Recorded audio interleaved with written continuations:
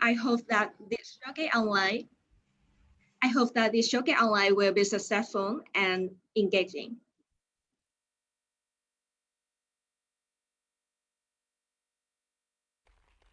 Ladies and gentlemen, being held by the lecture of the course called Public Speaking of Faculty from Ulis, this final showcase is expected to be a worthy playground for all students, especially sophomores of the high-quality training program, to not only show their talent, but also practice and expand some useful knowledge they have learned for 15 weeks. The finale of my drop 2021 Showcase Public Speaking today consists of 3 main parts. The first part is the opening, the second part is the presentation of our contestant, and the last part is the closing ceremony. In our final showcase today, we are honored to have the presence of our special guest. And please give a round of applause to Miss Nguyễn Thùy Lan, the head of training of University of Language and International Study. Miss Thùy Lan, can you turn on your camera and say hello to everyone? Okay, I hope that you can see me now. A very, very big hello from A1 building, and I wish you all have a good time and a very, very educational inspiration from this activity. Thank you so much. Miss Nguyễn Thị Hồng Nhung, the Dean of our faculties.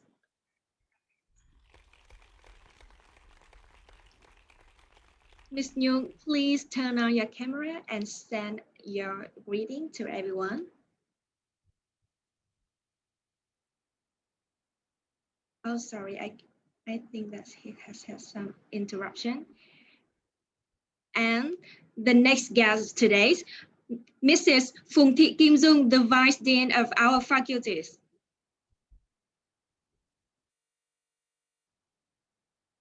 Miss Dung.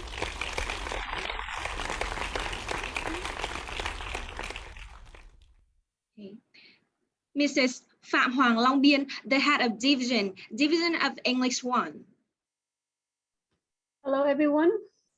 And I'm very happy. I can't wait to hear your presentations today. And I wish you a lot of happiness and also a lot of memorable moments in this competition. Thank you. Thank you so much. Furthermore, is it impossible to not mention the judge who play a significant role in having a successful showcase. Sincerely welcome, Mrs. Nguyễn Thu Lệ Hằng, the head of Fast Track Division. Miss Lệ Hằng, may you turn on your mic and say hi to everyone. Hello, everyone, and wish you a very nice morning. Thank you. Thank you so much. Mr. Nguyễn Tuấn Anh, the Vice Dean of our faculty. Good morning, Mr. Tuấn Anh. Yeah. Yes. Okay, thank you very much for inviting me as judge for this competition. I believe that what we will experience is one of the best and most memorable memories in our student life, in my life, teaching life, and in your student life. Thank you and good luck. Thank you so much. And the last judge of today, Mrs. Vũ Thị Việt Hương, the head of division of English 2.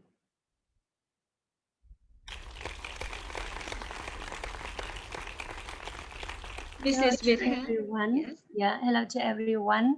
And one warm wish to all candidates this morning and success attend you all. Thank you. Yes, thank you so much. In this morning today, besides, we also have the presence of our lecturer, of our faculty and the other faculties. Please welcome all of them. Last but not least, please welcome all the sophomores from the high quality training program of our faculties. Ladies and gentlemen, after the challenging round, the organizing committee has selected the best 7 students for the final round. During the previous round, we can see that all of them show not only their confidence, but also their exceptional eloquence. Before we begin, I will briefly explain the rules of the finale of My Drop 2021 today. We have 7 students who are the representative of 7 class from the high quality training program of our faculties. Each contestant will have a presentation in about 7 minutes. The speaker performance will be judged by 6 main criteria: speech introduction and conclusion, speech organization, language, verbal communication, non-verbal communication, and the agent adaptation. After each speech, they are going to have 5 minutes to answer some questions from the panel of judges and the audience. At that time, if you have any question for our contestant, please turn on your microphone to us or type in the chat box. I will help you to give them this question. Finally, when all of the performances are done, the judge will inform the winners of the first prize, the second prize, the third prize, and the consolation prize. All contestants, please be mindful about these following regulations. Each presentation must be performed in at most 10 slides. Unless you meet this demand, absolutely, you can't get a high score. Of course, all contestants are required to answer in English only. Any mistake in spelling or information accuracy will definitely make you lose your mark. Contestant, are you all clear about the rules? Everyone, do you have any question for the lecture and our showcase today?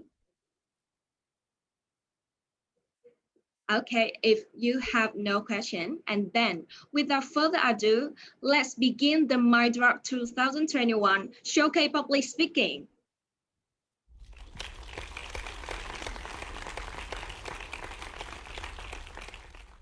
First of all, the first contestant, Đoàn Quốc Khánh from class 19A16, who is the only man in the competition today. We'll start our showcase with the topic, toxic masculinity. When will this mindset end? Please focus on the screen and listen to him. Khánh, are you ready to start the showcase first? Yeah, let me change my background for a second to fit with everyone else. Is that okay? Okay, so it's time for you. Start now. Wait, I need to change the background and share screen. Sorry. Oh, I'm sorry. It's okay, it's okay. There we go. Okay. Okay, it's time for me to share screen.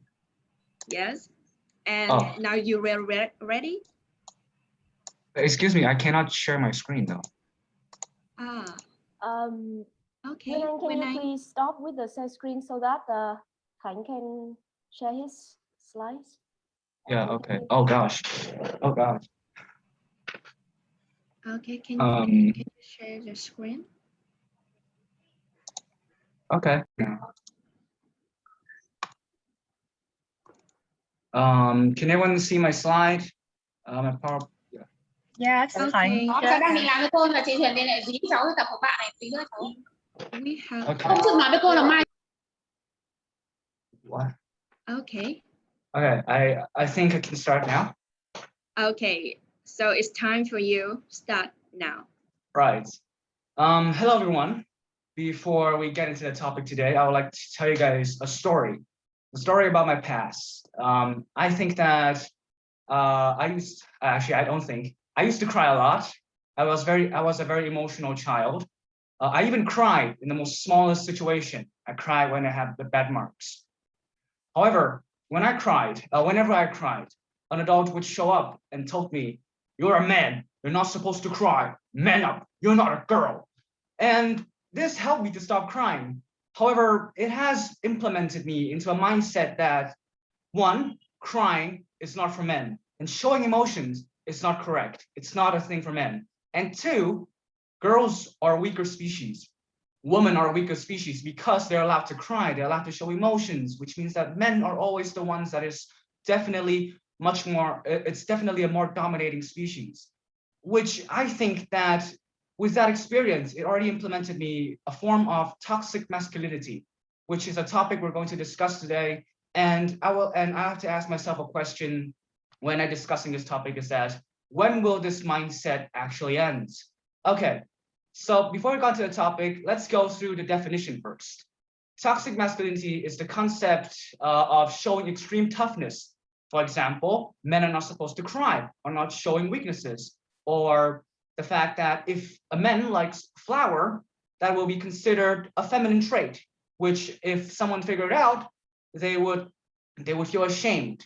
A lot of behaviors like anger management, or maybe like not showing attentions towards other people, showing attentions to their emotions, is something that everyone has the trait.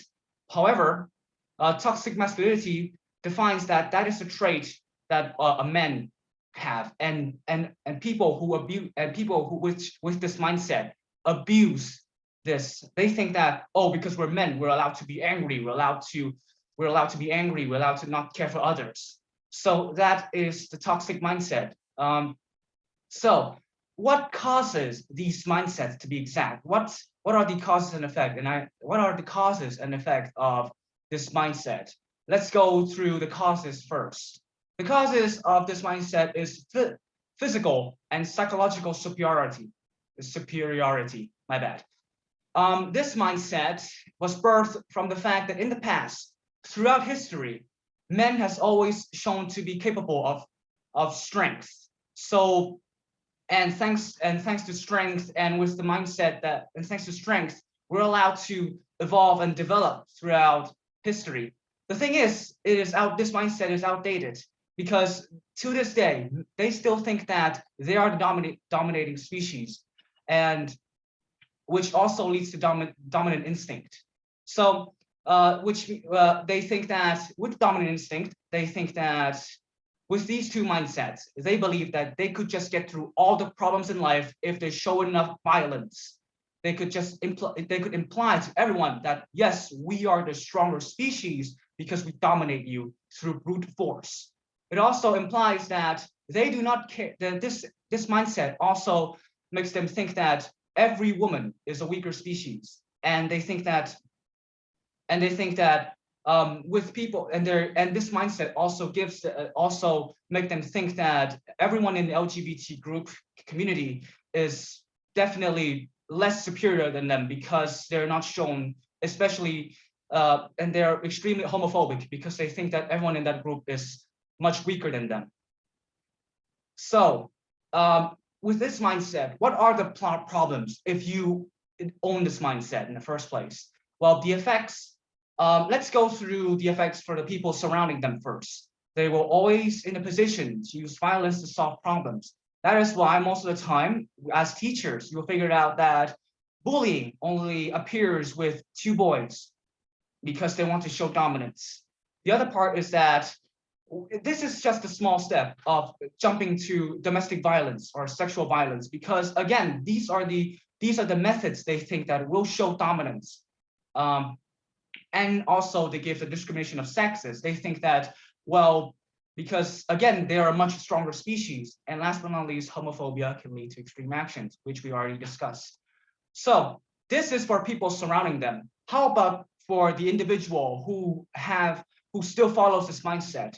Well, I think that because of this mindset, a lot of men, a lot of straight males, they think they tend to associate with tobacco, alcohol, and extreme sports, because they think that what hurts them make them more manlier. They think that, because it hurts them, but they endure through the pain, which makes them stronger. And I don't think that's right. Hurting yourself is definitely not good. And which that is for like the hobbies and showing that they're manliness, because they smoke and they drink alcohol a lot. How about mental problems? a lot of men follows this toxic masculinity. They think that they don't have to share their problems because they think that sharing is for the weak. They think that sharing weaknesses, showing them being vulnerable, is that it is not a sign. It is a sign that they're a weaker species. So they will not share their mental problems, and this will only lead to stressful situations where they have no one to rely on. They cannot create a stronger bond with anyone because they only trust themselves. And it's like a lone wolf situation, and they also believe that, and that's the reason why a lot of men are like the victims of drugs overdose and die of suicide, because they have no one to rely on. So this mindset affects both people surrounding them and themselves. And the problem is, people to this day still keep this mindset. I believe that even as of right now, I teach in several classes where I've heard most of the boys in my class, they tend to bully the ones that are much more, they are less talkative, they are much more calm. It's because they want to show dominance. And whenever someone cried, they said that, well, you're crying, then you're not manly because you're crying, because like, and they use crying as like that. When they see another boys crying, they think that it's like a sign of weakness. So I think that we need to end this mindset as soon as possible. That's the question of today's. Oh, sorry. The problem is, I think that this mindset appears in everyone. This mindset appears in the previous generation. And as sad as I have to come to this conclusion is that we cannot eliminate this mindset from older people. It has been engraved in them. They have been taught that this is true masculinity. This is the true strength. This is the way that you are to show that you're a man. So it is impossible for them to change this mindset.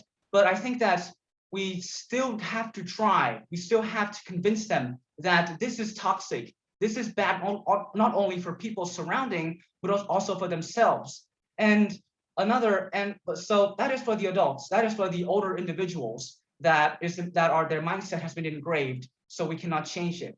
But I think that we can still eliminate this mindset with the younger generation. We can start educate them differently, telling them that it is okay to share your feelings and problems. It is okay to cry. It is okay to show emotions. And because without emotions, you're not a human anymore. Who says that crying is only allowed for girls? Who said that crying is a sign of weakness? I believe that crying helps you to relieve stress. And so here's the thing. The story I've mentioned in the introduction is that boys tend to get compared to girls when they cry. But what happens if girls cry? Do they get compared to boys? No. Girls, when they cry, they tend to find different solutions to help them to stop crying. So why don't it apply to boys? Why don't we use that why don't we use that for boys? Why do we have to force them that crying is for the weak ones? We're not allowed. Men are not allowed to cry. Like those, it's a completely toxic mindset, and it abuses them from like mentally and physically, and it hurts people surrounding them too. So we can start so I think that for the adults, it is quite we can still try. We can still try to convince them. But I think we can prevent this. We can stop this mindset if our generation decide, if we become parents, if our generation decided to educate our children. We want them to change. We want them to be better. We want them that it is okay to show emotions. It is okay that if you care for others, you show sympathy. So I think so. That is the only solutions that as of right now I can as of right now. And that is the end of my presentation. I hope everyone today learned something new about this mindset. And I believe if you have family members who've been through this mindset, who has this mindset, let's start educating them. Let's start telling them that it is not okay if you just keep bottle up your emotions. It is not okay that if you keep showing this stoicness for absolutely no reason. Thank you for listening. I hope everyone learned something new today. Thanks, Kukhang, for your interesting speech. And everyone, if you have any question for him, please give the question by type in the chat box or turn on your mic and ask him. 5 minutes for the Q&A session. This is Mr. Tonang, one of the judges. Thank Okay. you, Kukhang, for your interesting topic. And I love the topic very much.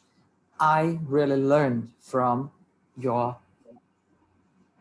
presentation, and I think this is one of it's maybe it goes beyond your generation at your age now, imagination and thinking, and I'm very impressed when you mentioned this topic. I myself made this kind of mistake, and when my wife tried to help me understand this toxic mindset, I really changed my mind on educating my child. I stopped telling him not to cry. So one question for you. Okay. Khánh, do you like watching movies? Yes. All course. right, good. What kinds of movie are you watching? So I'm like I could watch all type of genres if I wanted to. Romantic or action movies, comedy films. Yeah, a lot of genres. All right. Do you see this kind of mindset embedded in movies that you have watched so far? So far, a lot of films. I mean, like from the previous generation, some of the lines, like the older films, they still keep, like, they still try to like educate this. Whether I believe that there's some films that the main character still suffers from the fact that he's not allowed to cry. Good observation. So my question is, how have present movies, helped change this toxic mindset? Can you give an example to prove that? Thank you. So I think that I think I cannot give like maybe like a specific films, or maybe when a character, but I think that in recent times, films, I think that the main characters of the film, they have written to be much more relatable. And by relatable, it means that sometimes there are ups and downs in their journey, and during their journey, the main character will have like their down points, where and when they face with those down points, they are allowed to cry. And I think recent films now, they allow themselves to cry in the situations that they've fallen into. They have a breakdown, but the best part is, after the breakdown, they stand up to be much stronger. And I think that and it helps the main, like the protagonist, much more relatable, because of the way the writers nowadays write the films, is that let him show the weakness, let him show vulnerability, because he's just like everyone else in the audience. Maybe the journey is too much for him. Maybe the toll, maybe like the journey is too much and he cannot handle it. And so he allows himself to cry, and there's no one there to stop him from crying. There's no one there to stop him from crying. There's no one there to say that crying is wrong. He's just there expressing his feelings. And that moment, maybe some of us will remember that moment as like the most memorable moment, because the characters showing their raw emotions, showing that they're crying because sometimes there's nothing they can do, and it's not the best to bottle up emotions, like even because it's sometimes it's not like. All right, I got a point. I'm going to give you an example. Korean movies, in Korean movies, male characters cry a lot. Do you think that Korean movies are doing better than Hollywood movies, I mean American Hollywood movies, in preventing this toxic mindset? Thank you. So I guess that with Korean films, because Korean films already ever since they, I mean, like Koreans, like let's just say. So yes, I do believe some part, because I do think that it doesn't show like, okay, so because Korean actors, the range of motions, especially crying, is the most crucial part if you're an actor or actress in Korea, because crying is like a part of raw emotions. You cannot fake crying. I've seen a lot of films in Vietnamese where crying is a part of the film, but it just looks terrible because they don't know how to act. but and that's besides the point. But I think that yes, the protagonists in Korean films and Korean dramas, they allow themselves to cry because and I think that is it's a much better approach compared to a lot of films in like the Western culture in Hollywood. I'm not sure about like that's how Korean people in real life, but throughout the films, it has educated people. It has implemented the mindset that yes, it is okay to cry, and I think that Korean films did a great job with that. Thank you. I don't think. Okay, thank you, Khang and Mr. Turnay for the Q&A question session. And I think that time for the first performance has finished. Thank you, Khang, so much. And let's move to the second speech. Everyone, how you ever wonder, how do unrealistic dreams transfer you into a better version of yourself? Now, the second participant, Đoàn Thị Thu Thủy of class 19A22 will explain for you. Please welcome Thu Thủy. Hi guys. Okay. Okay, Thu Thủy, can you share your screen? Can you stop share screen? Yeah, okay, thank you. Okay, so time for you start now. Good morning, everyone, and welcome you guys to my speech today. So it's really inspirational, and please stay tuned to the end. And the topic that I'm going to talk today is how do unrealistic dreams transfer you into the better version of yourself? Quite interesting, right? So I have a question for you guys first. Have you ever had big dreams and lots of ambition, and then this little word started to pop up from people surrounding you or even from inside of you? Unrealistic, untouchable, impossible. Have you ever heard those words about your dreams, about your aspirations? Yes, a lot. Okay, thank you so much. And if you have ever lost your motivation just because you felt that your dreams are just too unrealistic, so this one is definitely for you. And if you haven't, just prepare for it. And first, I want to show you guys the power of unrealistic dreams with my interesting piece of story. When I was 16 years old, my mom always said, "Honey, I would love to see you as a doctor when you grow up." Well, actually, she wanted me to become everything, literally everything on earth, from doctor, teacher, journalist, soldier, or even an astronaut. Anything except for the only thing that took my interest. Singer, the K-pop singer. I can still vividly remember that one day I was watching a random YouTube video and I was blown away by the scenes of K-pop singer with their wavy hair and fit bodies, angel voices, and alluring charisma. They look godly. And all of a sudden I realized that this is what I desperately wanted. And my heart was set on this, on becoming an international K-pop idol. But how to become one of them, I asked myself. And here's what I started Googling every requirement needed. And here's what I found. Height, over 160 meters. Oh, well, actually I was 165 at that time, so perfect, check. Weight, under 55 kilograms. Well, I was a bit skinny, but it's fine. I can still gain weight if I want, so it doesn't matter. Appearance, good looking, I'm gorgeous, like my mom always said. So check.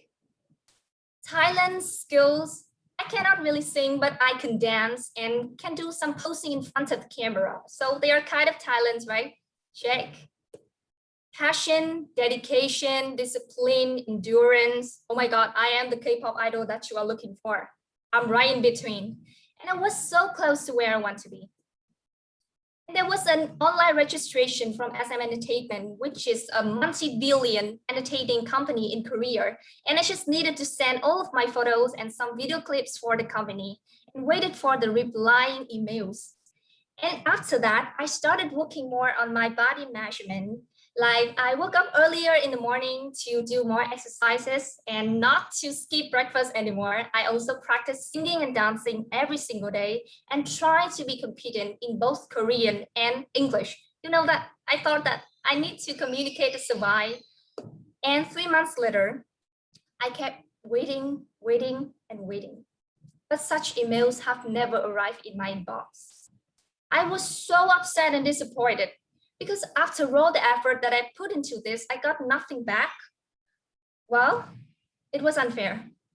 But then, surprisingly, that I received a lot of praises from people surrounding me. They told me like, oh my God, you look so fit lately. Did you hit the gym? Oh my God, your English and Korean are so much better. Or you look so confident and full of beans recently. How can you get that? So, and not until at that time did I realize that it was fair. And I got something in return. Maybe it was not the exact destination I wanted to arrive initially, but it really transformed me into the better version of myself by giving me a lot of experience, knowledge, and a lot of meaningful lessons along the way, along the journey that I pursue my dream. So in order to illustrate for my point, I'm going to show you guys a very interesting picture right there. And can you guess what does it mean? How does it relate to the point that I'm showing you guys? Okay, so I will figure it out right now. It's actually a universe and it's a metaphor. Just imagine that this planet is you and the enormous sun, it's your biggest dream, your unrealistic one. And there are so many stars surrounding the sun. So imagine that along the journey, along the way that you follow your dream, maybe and at the end of the journey, you cannot touch the sun, but it's fine because you still can get a lot of stars right there. The stars symbolize for lessons, for experience, and for knowledge that I mentioned above, which can help you to beautify and to complete yourself. It doesn't matter when you cannot become the sun, because you can still shine like a stars in the sky when you follow your dream. So that is the power of aspiration, even the most unrealistic one. However, here's the point. Like, if you don't have any thoughtful or conscious approach to taking advantage of your unrealistic dreams, so nothing is gonna happen, nothing is gonna change you. So if you are up for the challenge, so here are 5 steps or 5 apps that can help you to chase your unrealistic dreams and maybe take advantage of them. So let's check it out. Step 1, frame your dreams. You know that you cannot touch your dream when you cannot envisage them. So I mean here, you should take pictures of your dreams in your mind's eye in a very vivid and specific detail, and then you can write them down wherever you want. That's the first step. Step 2, fewer opinions and fan of negativity. I mean, like, negativity is one of the most toxic forces on the planet. You know, it's toxic for your brain, it's toxic for your nervous system, and also for your ability to stay motivated. So please stay away from them. Step 3, flood yourself with positive examples. So I mean, like, you should feed your mind and surround yourself with positive stories on a consistent basis of other people who have successfully achieved their unrealistic dreams.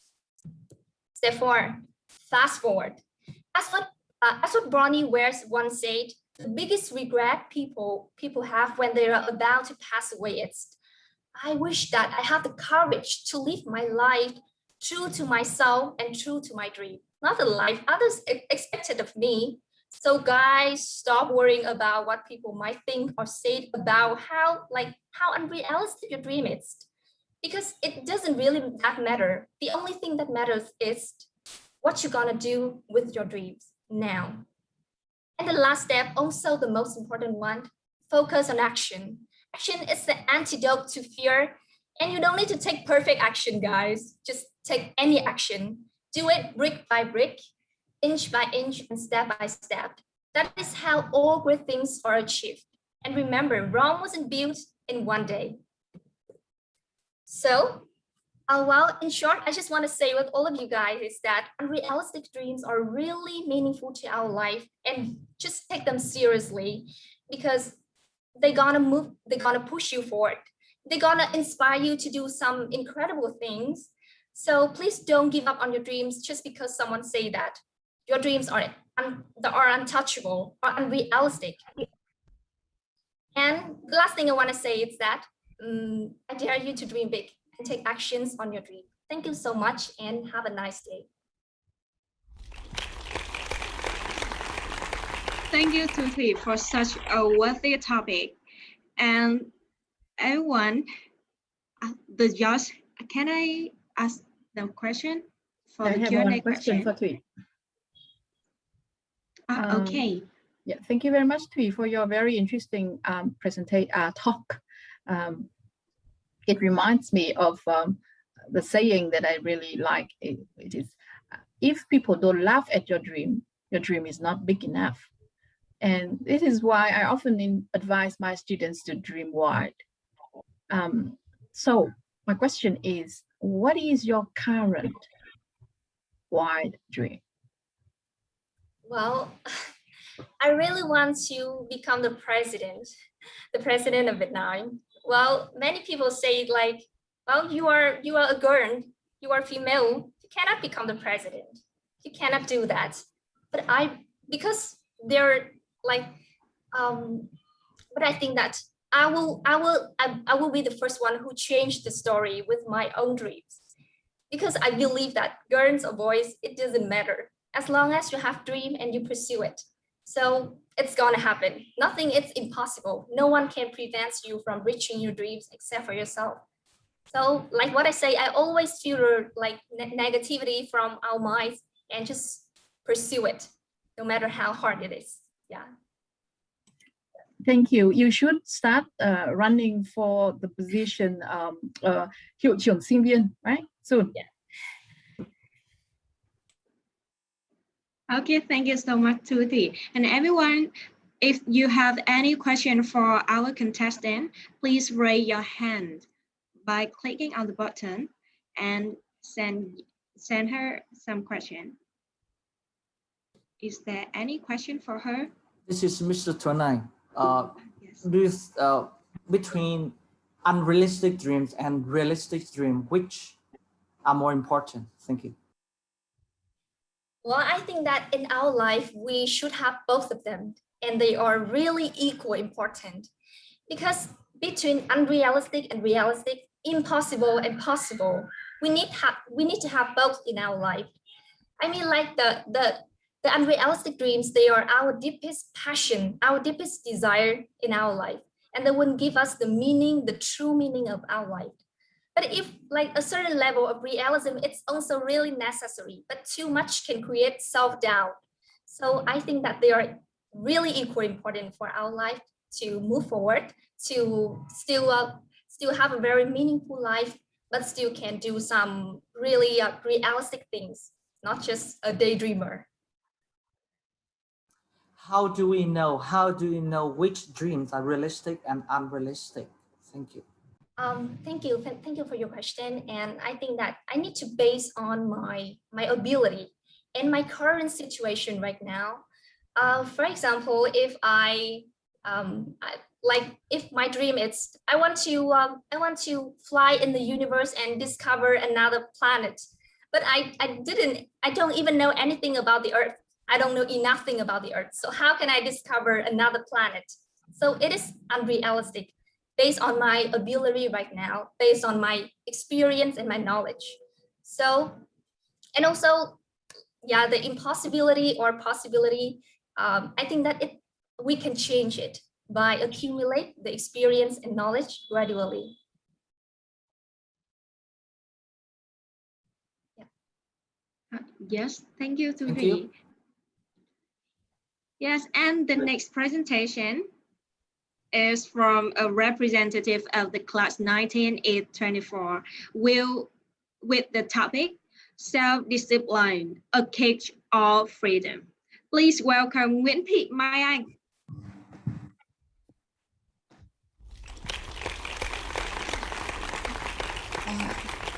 Sorry, but can you? Okay.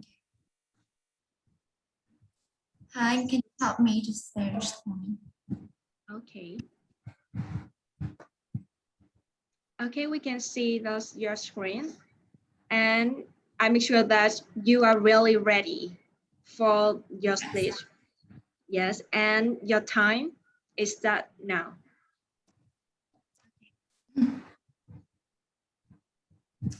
Good morning, ladies and gentlemen. My name is Mayang from class 19E24. And now I'm very honored to be one of 7 speakers in the final round. And I would like to say thank you for giving me a chance to be here today. Before starting with my speech, I want to show you a picture.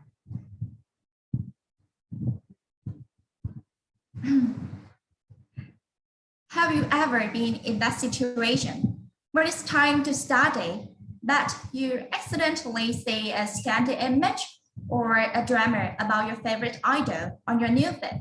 What will you do next? Study or keep scrolling down? Keep scrolling down. Yeah, Down. yeah, scrolling down. Thank you. Yes, I'm pretty sure. I'm sorry.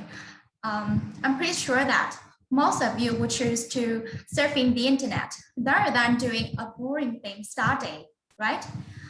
I was the same. So it's dawned on me the idea about doing this topic, self-discipline.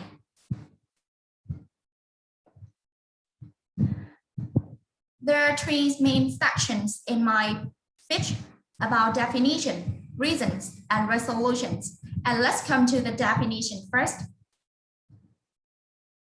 As defined by Cambridge Dictionary, self-discipline is the ability to make yourself do the things you know you should do, even when you don't want to do. You know, people have a lot of designs in life about work, about money, about health. For example, she wants to lose weight, he wants to have a good health. However, we usually end up eating the junk food or laying down for hours and nothing changes. So why do we have poor self-discipline like that? In fact, self-discipline usually comes down because of 2 main factors, time and pleasure. Over time, we usually get distracted by the things around. And can you guess what kind of thing usually distracted, especially the youngster? Facebook, YouTube, Instagram, or Twitter, right? Yeah. So social networking site can be regarded as a typical example. But do you know that our brains tend to measure which activity is more pleasurable, whereas social media or the internet are individually tailored to be pleasurable and easy to get? So as a result, we deep down on the internet for hours. So now, what are the resolutions? I can help me turn the slide. Okay. First, tuning yourself by education or knowledge. For example, people who eat dog meat will never stop eating that kind of meat until they see the paint of the dog. Or in Chris, the first scene is eating forbidden food because of a lack in self-control. So it means that only when people see the result will they be more capable to do the right things. And second, turns pleasure as an obstacle. There's an alternative way to reframe pleasure as an obstacle to gain greater pleasure by using a technique called WOOF. This technique was coined by a psychologist named geography of attention. And WOOF stands for wish, outcome, obstacle, and planned. Think about what you want to achieve is wish, and how your life would be if you obtained it is outcome. But what are the obstacles right now? Let's admit the obstacle in detail, and after that, you need to have an implementation plan. And from my personal experience, this method really helps me to overcome the moment when I prefer hanging out with friends for bubble tea to work out at home. However, I know that we are not always motivated. So one more tip I would like to share with you is using a statement if and then. To be more specific, if the problem X arises, I will do action Y. And this method really works with many individuals because it's like an indication. Yeah, it's like an indication to help you to remain the self-discipline. So in conclusion, self-discipline is annoying, boring. Sometimes it's like a cage that detains your freedom. However, it will be literally the freedom when you can get the fruitful result in the future by overcoming the present temptation. And I hope from my story with some tips and methods, they will be useful to some of you guys about maintaining self-discipline. So self-discipline is not easy, but you have choice to be free. Thank you.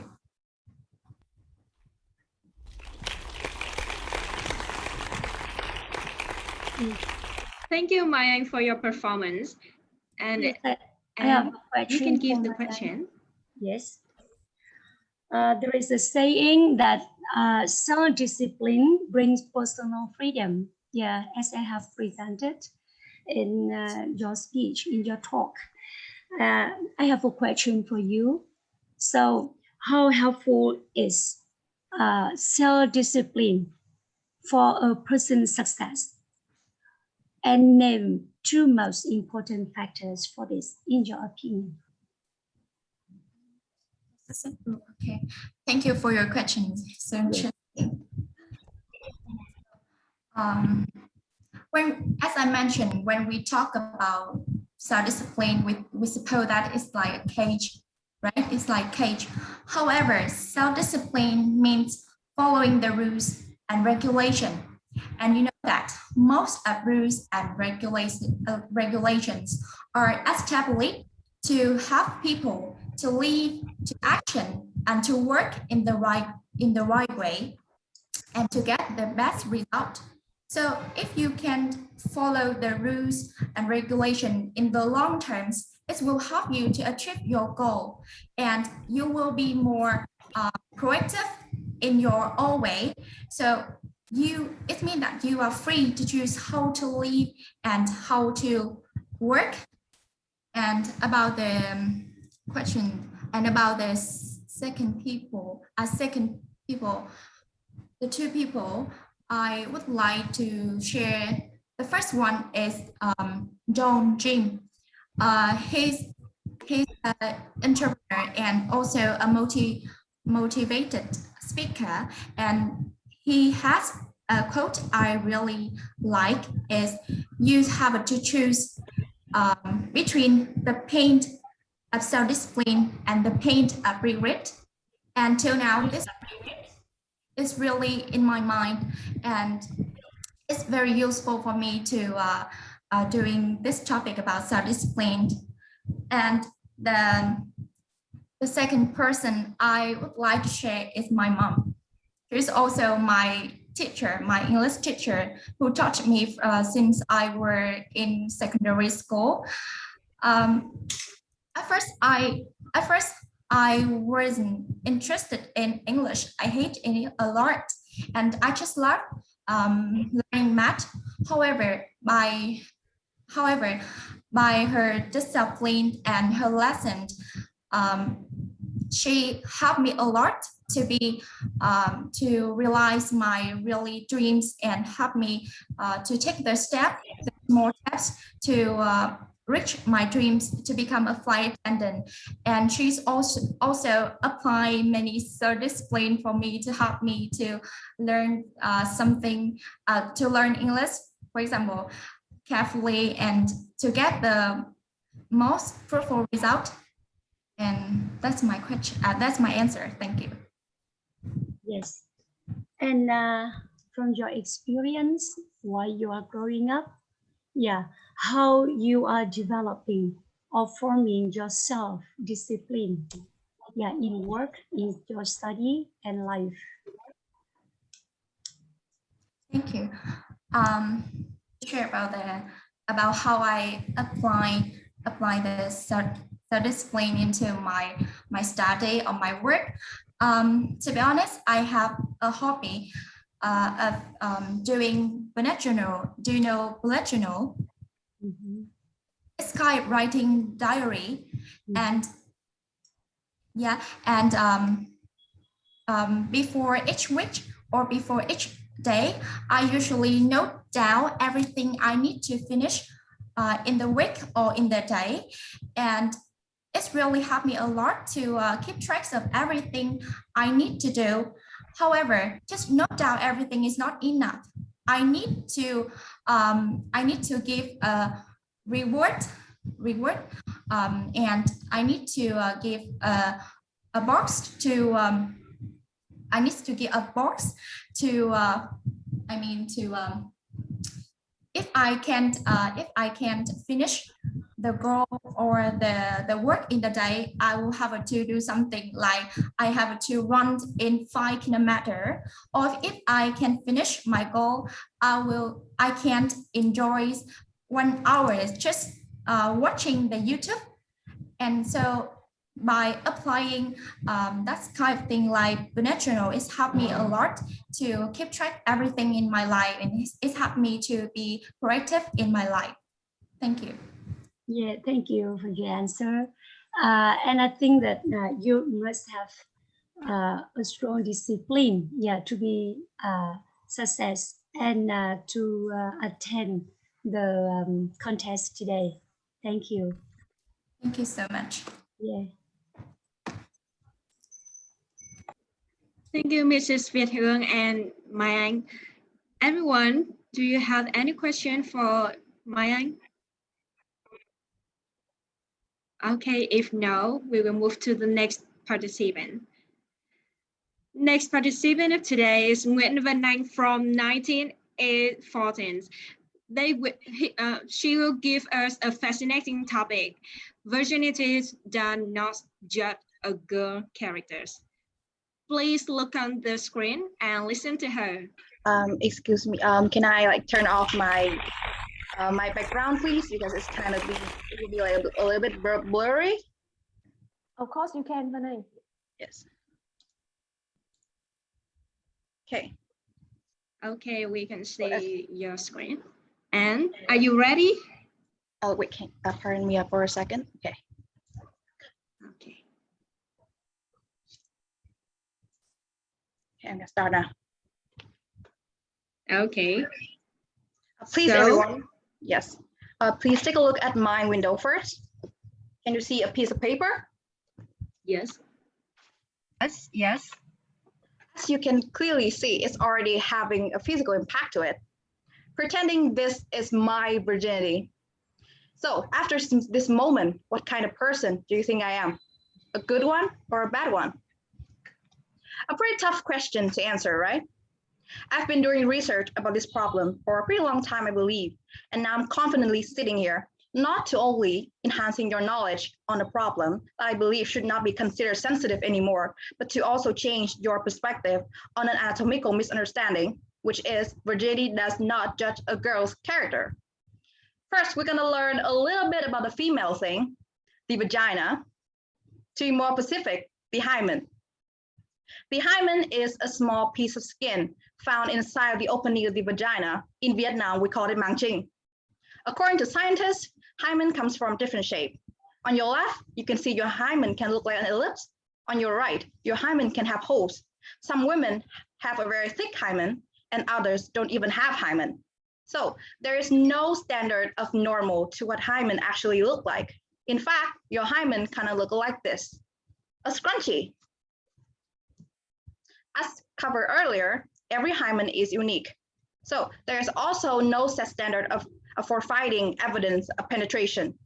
The absurdity of virgin testing is illustrated in the study done on 36 pregnant teenagers.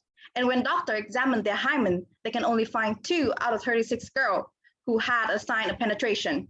That means if a girl had sex or not, you cannot tell by her hymen. Many of us believe that our hymen breaks, bleeds, and then disappeared forever. This is just a myth, just like a scrunchie. When your hymen is having a vaginal intercourse, it scratches. However, it does not disappear. They're just gonna be a little different from before. And for the record, your hymen can be affected by physical activities like playing sport. So that is about the physical aspect. What about the mentally? Why women are being labeled by their virginity? I actually found this quote on a community TV series. Being a virgin in this day and age is something to be proud of. You're like a unicorn. which means you are very rare. I began to question myself. Why is remaining a virgin is something to be proud of? And if you're not, you shouldn't feel proud then? If not, then why not? For a long time ago, virginity is considered synonymous with purity. In Asia countries, especially in Vietnam, if a girl admits to a sexual active past, it is held against her. So why do we need to care about an obscure little skinful inside female's body? But the truth is, it is more than just a misunderstanding. The myth about the hymen has lived for centuries due to the effect of cultural significance. They have been used as a powerful tool in the effort to control women's sexuality. In most countries, cultures, religions, women are still being mistrusted, shamed, harmed, and even worse, being killed if they don't bleed on their wedding night. Some women are forced to undergo a virginity check just to keep their job or maintain their integrity. Every girl is terrified of being slut-shaming to the point that they have to go for different virginity quick fix. And yes, it is very unhealthy for a woman's body. As individuals with education, we cannot live up to that myth anymore. You simply cannot look at a woman between her legs and tell about her characters and her personality and her sexual life too. A woman's character should be told whether through her appearance, her attitude, and the way she treats other people. And what if she has sex? It's her choice and it's her need. And some of them even have a story behind it. Today's topic was actually inspired by one of my friends. She lost her virginity in 7th grade. Too soon, you think? By no one but her own father. She was sexually abused, raped for an entire year, of course, without the knowing of her mother. And this secret kind of got leaked out to the neighbors. And trust me, their mindsets during that time are not as open as now. They told her that they would never let their son marry a girl like her. They called her every terrible word you could think of right now. And I'm sorry for saying, but I have to. A slut, a whore, and even worse, a bitch. I'm wondering the same. How could you label such a small, innocent, kind child like that? She has always been a dear friend to me. When I had to go to the hospital because I injured my leg during one of my dance sport competition, she came every day to give me the homework, to hang out with me, and to talk to me. She moved to the US in 9th grade because 2 years for her have been so hard just to leave the house. Of course, I don't blame her neighbors, but I blame the society to be so judgmental. We can change the way we see and think, of course, with knowledge and evidence.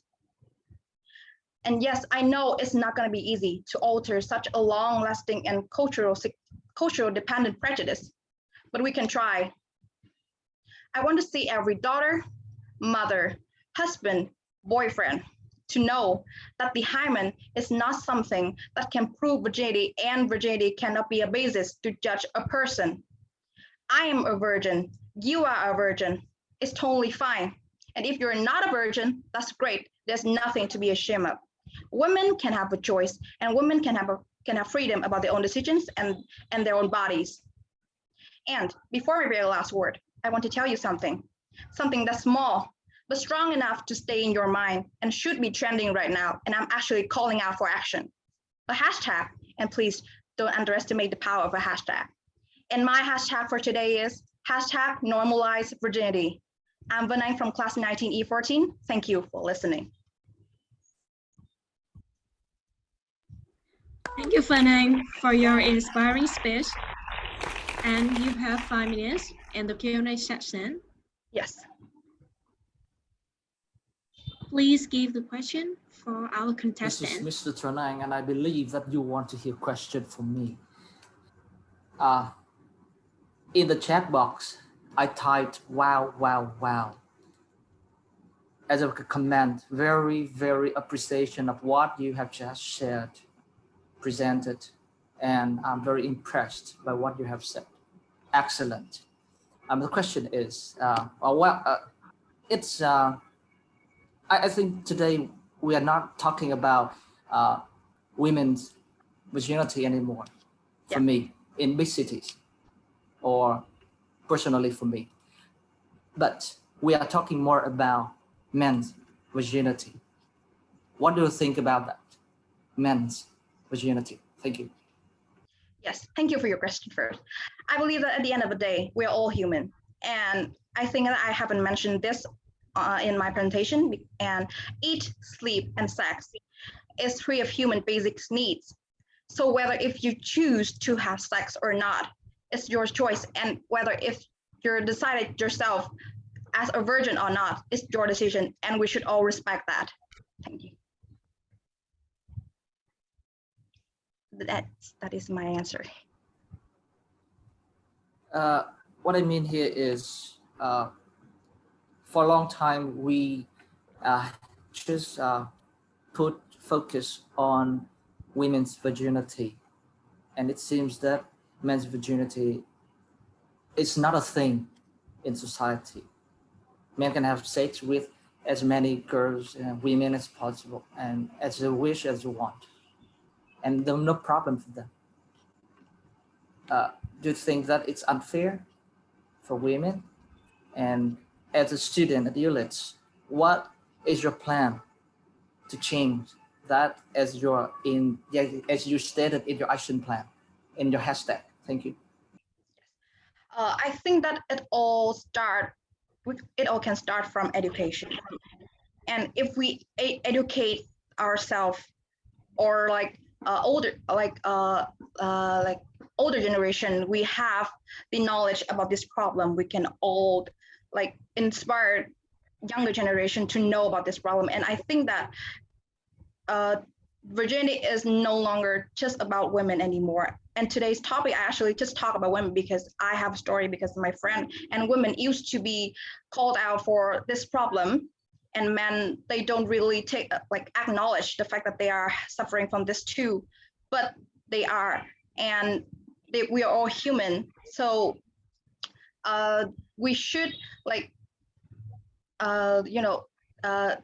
as a student of Ulis, I think that we can change by having sex education from as a younger age, like in secondary school, or I believe maybe military school can be great. If we know about this, we can change our perspective about it. Well, actually, the funny thing is, you say that we should educate people to give fairness to women in this thing, and you said that you should have a campaign plan to change that situation. I feel like we should go to each girl at Ulis and then tell her, okay, have sex if you like, blah blah blah blah, things like that. Open to that. You don't have to care too much about virginity anymore. It's free. You can do whatever you want. So is it the way you're going to do? That's what I mean. What's your really, because anyway, we are living in Vietnam. It's not easy to do things like that. So what is your plan to do that? Give me one example that you think that may really work in our social situation. Thank you. Yes, I understand your question though. I believe that whether you want to have sex or not, it is your choice, but we have to educate them that to have a safer way of having sex, like using condom or anything like that, for let them know that if they have sex at a proper age, then it's fine, but not but we have to, I believe that we have to open our mindset about that problem. And I think for my solution, I would choose to have a program about it, like something that I can inspire both women and men, or girls and boys in our school or in other school, to know that sex is not something that we should avoid, and it's our need, but we can do it in a safer way and a properly way. And if you feel okay to do it, then it's fine. Yeah, we can actually Thank you. Yes, I really want to have a question for you, because the topic is so fantastic. Actually, so according to Oriental cultural convention. It is hard for a mother-in-law to accept his daughter-in-law, to have sex before getting married to her son. So, in your opinion, how to normalize virginity? Gradually, so step by step. What do you think the community and the society should have to change this mindset? Yes. As I've mentioned in my presentation, I start with about the physical aspect, that virginity has nothing to do with our hymen. So that is the thing that I want everybody in this world to know, that we cannot just look at the fact that whether they had sex or not, they are a virgin or not, to tell about a woman's character. So yes, I think that we should, as I've mentioned with Mr. Tonang, and we should educate them as soon as possible, so they can know about this and they can have an open mindset about this.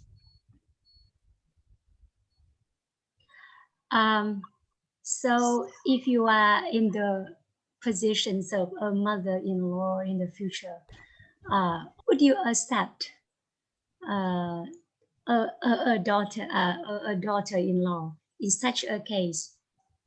And how will you behave to her? Yes, and I believe that I know that if I be in her shoes, yes, I would accept my daughter-in-law whether she has sex or not, because I respect her decisions. It's too early. It's too early to talk about this, I'm afraid. I think that when Vanang has a son or has a daughter, maybe it's time for young people, they stay FA. Yes, thank you. Single though. I am single though.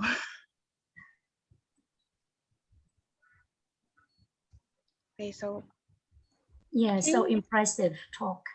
Yeah, and fantastic topic. Thank you. Okay, so it's done. Okay, thank you, Vanang, for your inspiring speech. And everyone, I could notice some of you may feel a little tired. So now, I would like all of you to move on to the interview round. I make sure that this round will have an exciting activity to help refresh your mind.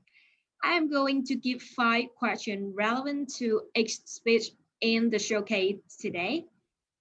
And the question will be shown on the screen. And if you have an answer, please kindly raise your digital hand by clicking the button labeled Raise Hand on Zoom.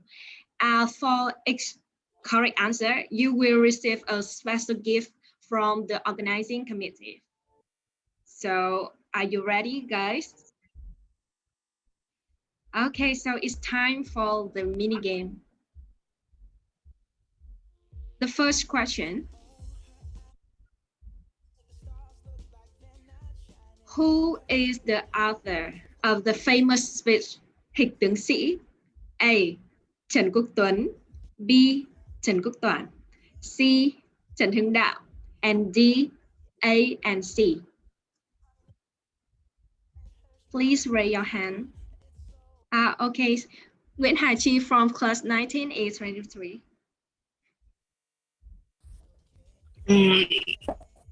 Based on what I've learned at school, I think it's D. Okay, it's D. All right, it's D. Okay, congratulations. You got the correct answer. All right, thank you. And please leave your information for us in the chat box to contact you. The email? Yes.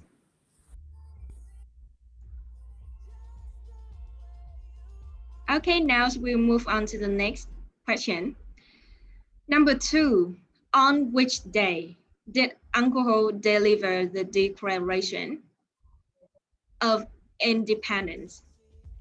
We have 4 questions, 4 options. Can I ask Mai Thanh Thúy from class 19A24?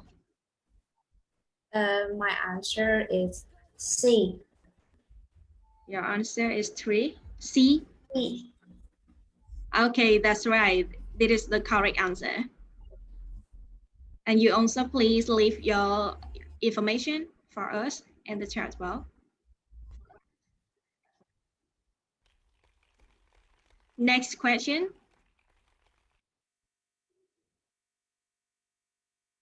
Please move on to the next question. Number 3, who is the author of this famous quote? If you can't fly, then run.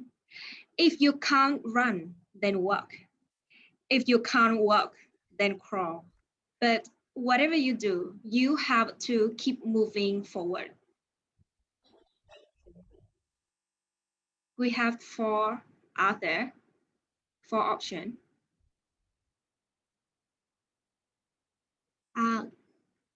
Okay, Mighty, can you turn on your microphone? Okay. Oh, yes. My answer is the author of this famous quote is A, Martin Luther King. Are you sure about your choice? I am definitely sure. Okay, good job, congratulations. That is correct answer. And please leave your information for us. Next question, number 4. In the commencement address at Stanford University in 2005, Steve Jobs concluded his speech with which of the following quotes? A, stay hungry, stay healthy. B, stay hungry, stay foolish. C, stay hungry, be hunger. And the last, D, stay hungry, stay foolish. Okay, our contestant Đoàn Quốc Khánh, do you have the answer? I believe the answer is D. Okay, congratulations, that is correct. Yes, and we also have your information. And the last question is also the last opportunity for all of you today, which is considered as the second declaration of independence in Vietnamese history. A, Nam Quốc Sơn Hà. B, Văn tế nghĩa sĩ Cần Duộc. C, Bình Ngô Đại Cáo. D, Chinh Phụ Ngâm Khúc. The last for of you today. Yes, okay, I will call Minh Tâm. Yeah, okay, C, my answer. Your answer is C? Yeah. Yes, that's right. Congratulations for the correct answer. Don't forget to leave your information for us in the chat box to contact you. Thank you so much.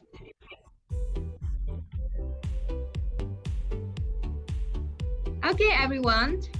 I think now it's time for all of us to get back to our showcase today. Please pay attention to the screen for the upcoming part. To continue the My Drop 2021 today, the next contestant, Phạm Thị Thùy Anh from class 19A18, will give a performance about the topic, Embrace Our Negativity. Please welcome Phạm Thị Thùy Anh.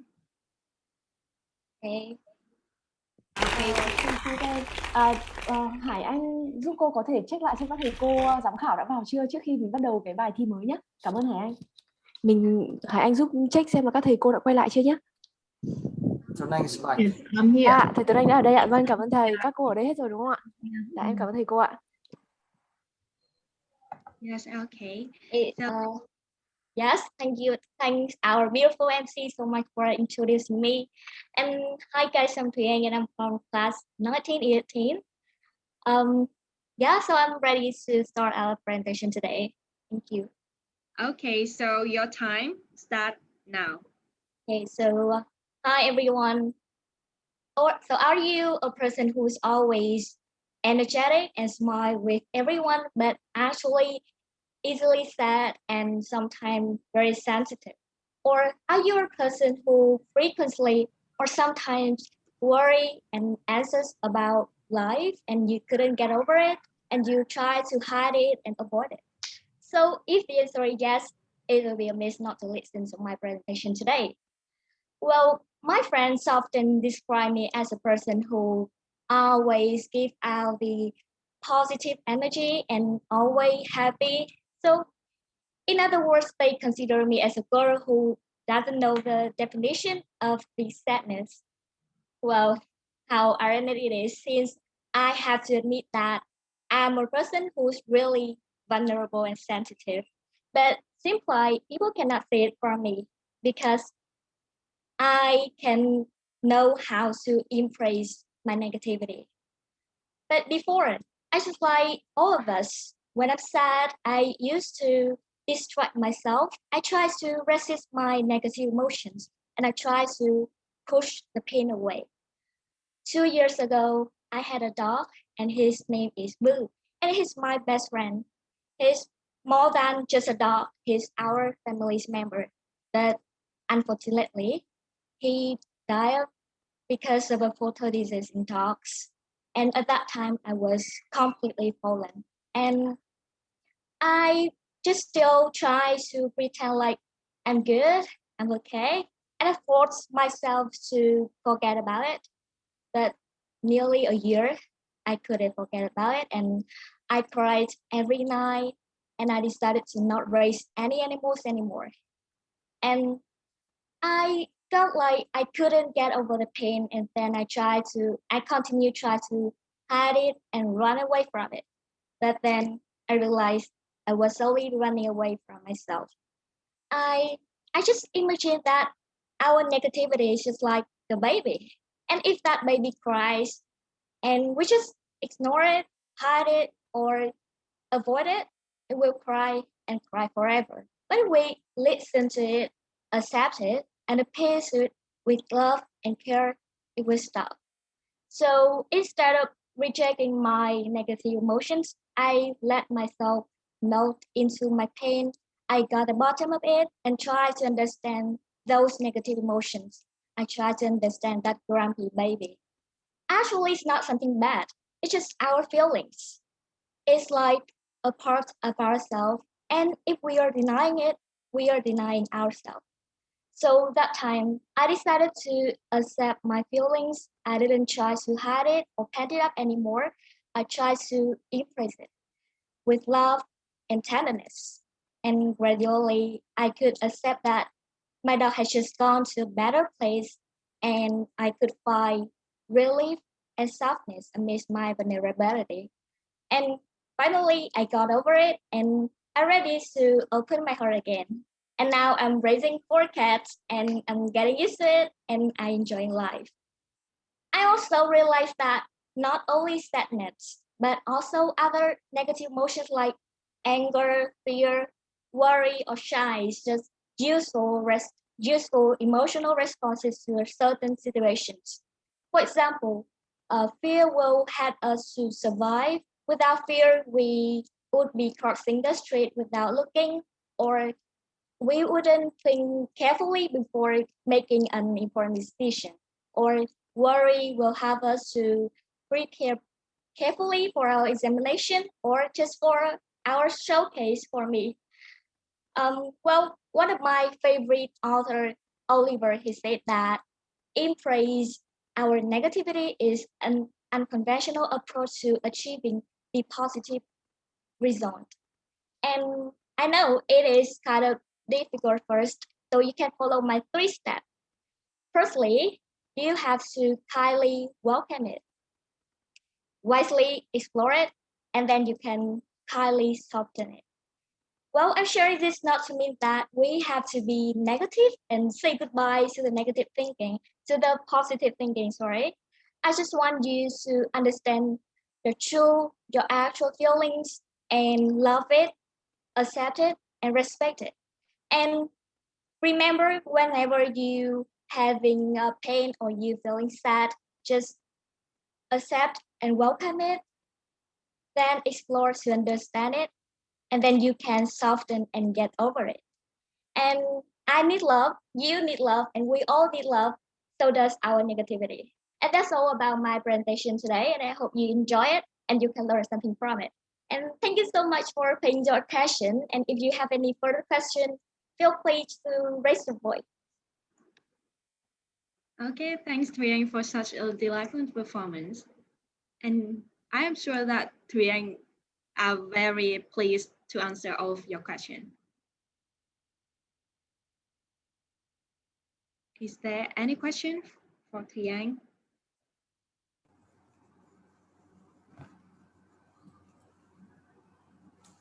Are you in love with anyone, Thủy? Actually, I'm single. Sorry, if you don't want to answer the question, the problem it's a personal question. But are you in love with anyone? No, have you got a boyfriend? No, okay. Actually, I'm single. Okay, so the question is, what you have suggested, your advice seems to be from the outsider. It's very easy to say, but for the insider, the one who truly experienced that feeling, they are corrupted, they have problem, mental thing, they have depression and they cannot get out of it. They have read a lot of books about how to solve mental health problems, things like that, but they cannot get out of it. So knowledge, what you have shared, is from the outsider, is from the authors of books, from the consultants. Yes, thank you. What I mean here is, can you say something that from the insider, what should they tell themselves as an insider? Thank you. Yes, thank you so much for a question.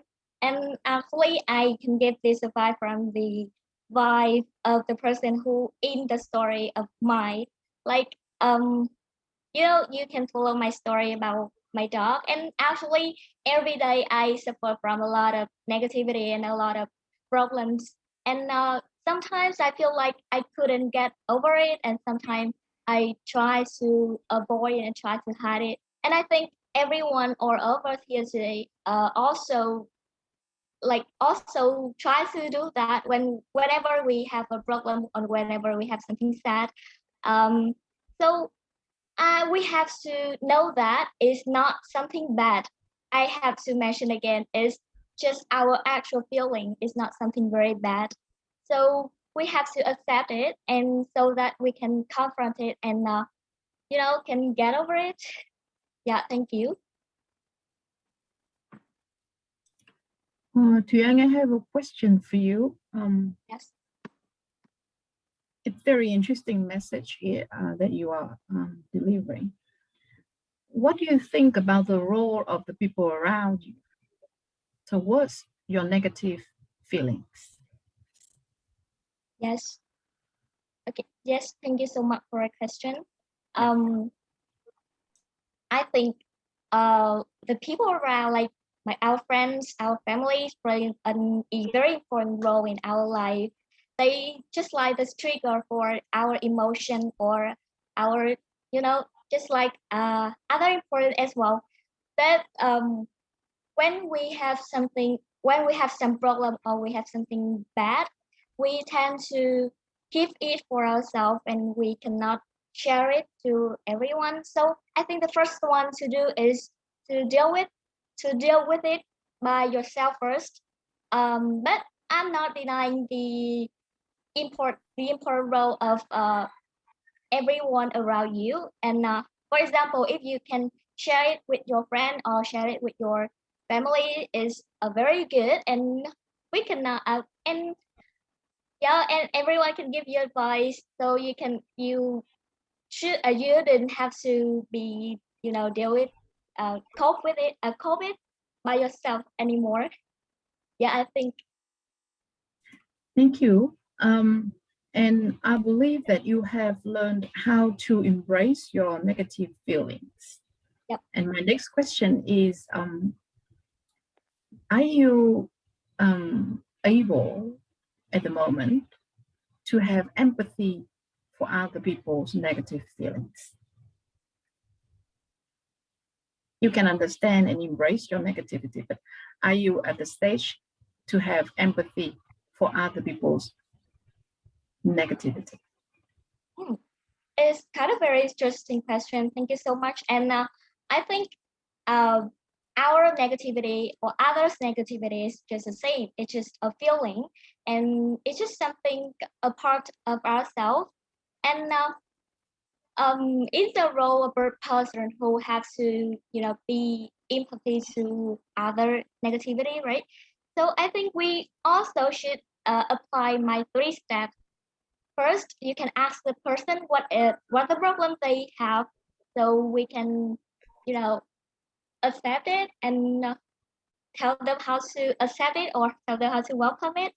Yeah, like you advise them to not to avoid or not to hide it, and yeah, I don't know, and have to, explore the problem. Thank you. Tuyang, do you think that sometimes just be a good listener is enough for other people?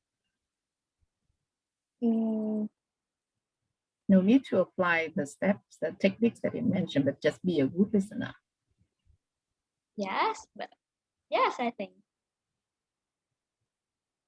Thank you. Thank you very much, Tuyang. Thank you. Thank you. Congratulations.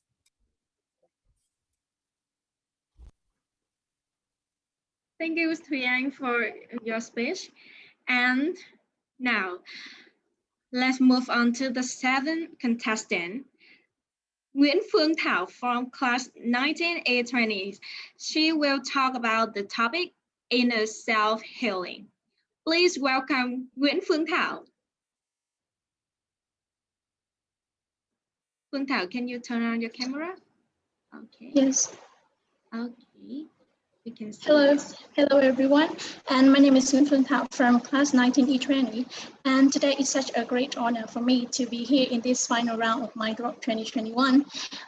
Before I start, I want to ask you guys questions. Do I myself look really fat? If the answer is no, thanks a lot.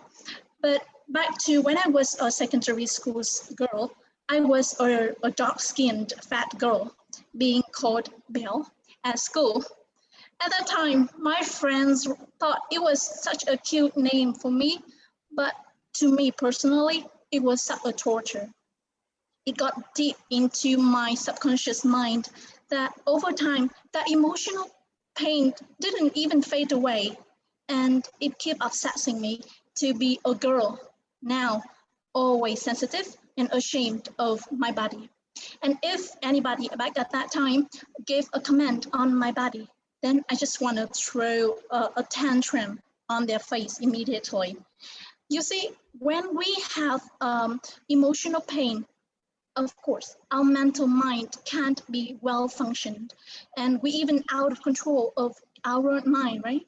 But now things have changed for me, because I know the right medicine to kill my own pain, and that what I called inner self-healing. Well, no, so what is self-healing? It is the process of recovering your mind from wounds, illness, or any imbalance of life, and recovering yourself with the things you feel grateful that you have in your life. Like, to me, when I tried to heal myself from the pain back during my adolescence, after the process of healing, I understood that I had nothing to embarrassed about my body, and instead, I should respect it and be proud of my own beauty. And self-healing can feel like really a self-care. you have a better self-care, you have better self-healing. But just by meditating, doing yoga on a regular basis, or taking time to talk to yourself for about some minutes a day really make the difference. Let me show you how. Firstly, self-healing. The most obvious health benefits of self-healing can be seen on your mental level. Like as young adult, day by day on regular basis, you and me, we faced a lot with tons of pressures, stress, anger, and anxiety. But how could we solve all of those stress in every aspect of life on regular basis? For that reason, I think spending some moments to watch and heal your inner pains that you get through in your life is so important, and as this help you to overcome depression and also anxiety, and also develop your positive outlook toward things that you face up with in your life. There's a saying by Thích Nhật Hạnh that I really love him. That a healthy mind resides in a healthy body, and a healthy body is a result of a healthy mind. It's really inspired me. And inner self-healing really help to kill all the pain, to become and to have a healthy mind. And when we understand the mind-body connection, and I assure you that it helps us to achieve a state of happiness and joy. By talking to your inner self, you understand it, and you train your own mind to eliminate all the negative and disturbing thoughts and achieve a sense of calm and harmony. Back to the story, when I was stuck in the nickname Bell at secondary school, and how inner self-healing helps me to be in good shape now. Well, I slowed down. I was stressed a lot, but then I took time. I talked to myself. Together, we imagined how wonderful things are in my life, and why just such a little stuff can really harm and destroy my life.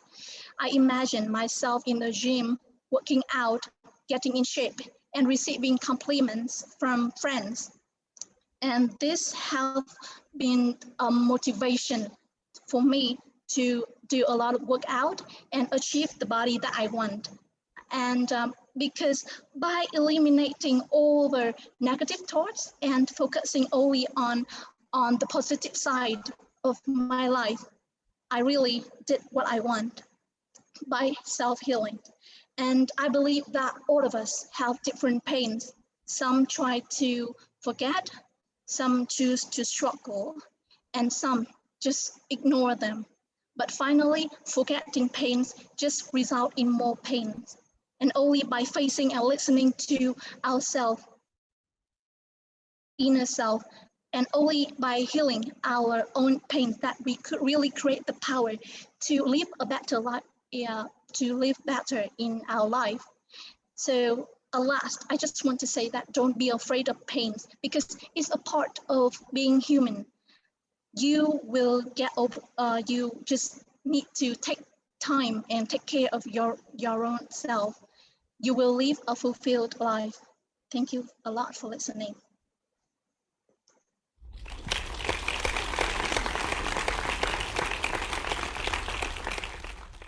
Thanks, Phương Thảo, for your interesting presentation. And it's time for the Q&A. Yeah, the questions from Ms. Việt Hương. Yes. Yeah, very interesting topic, and congratulate you finished your talk. I love a saying that love me and treat me well.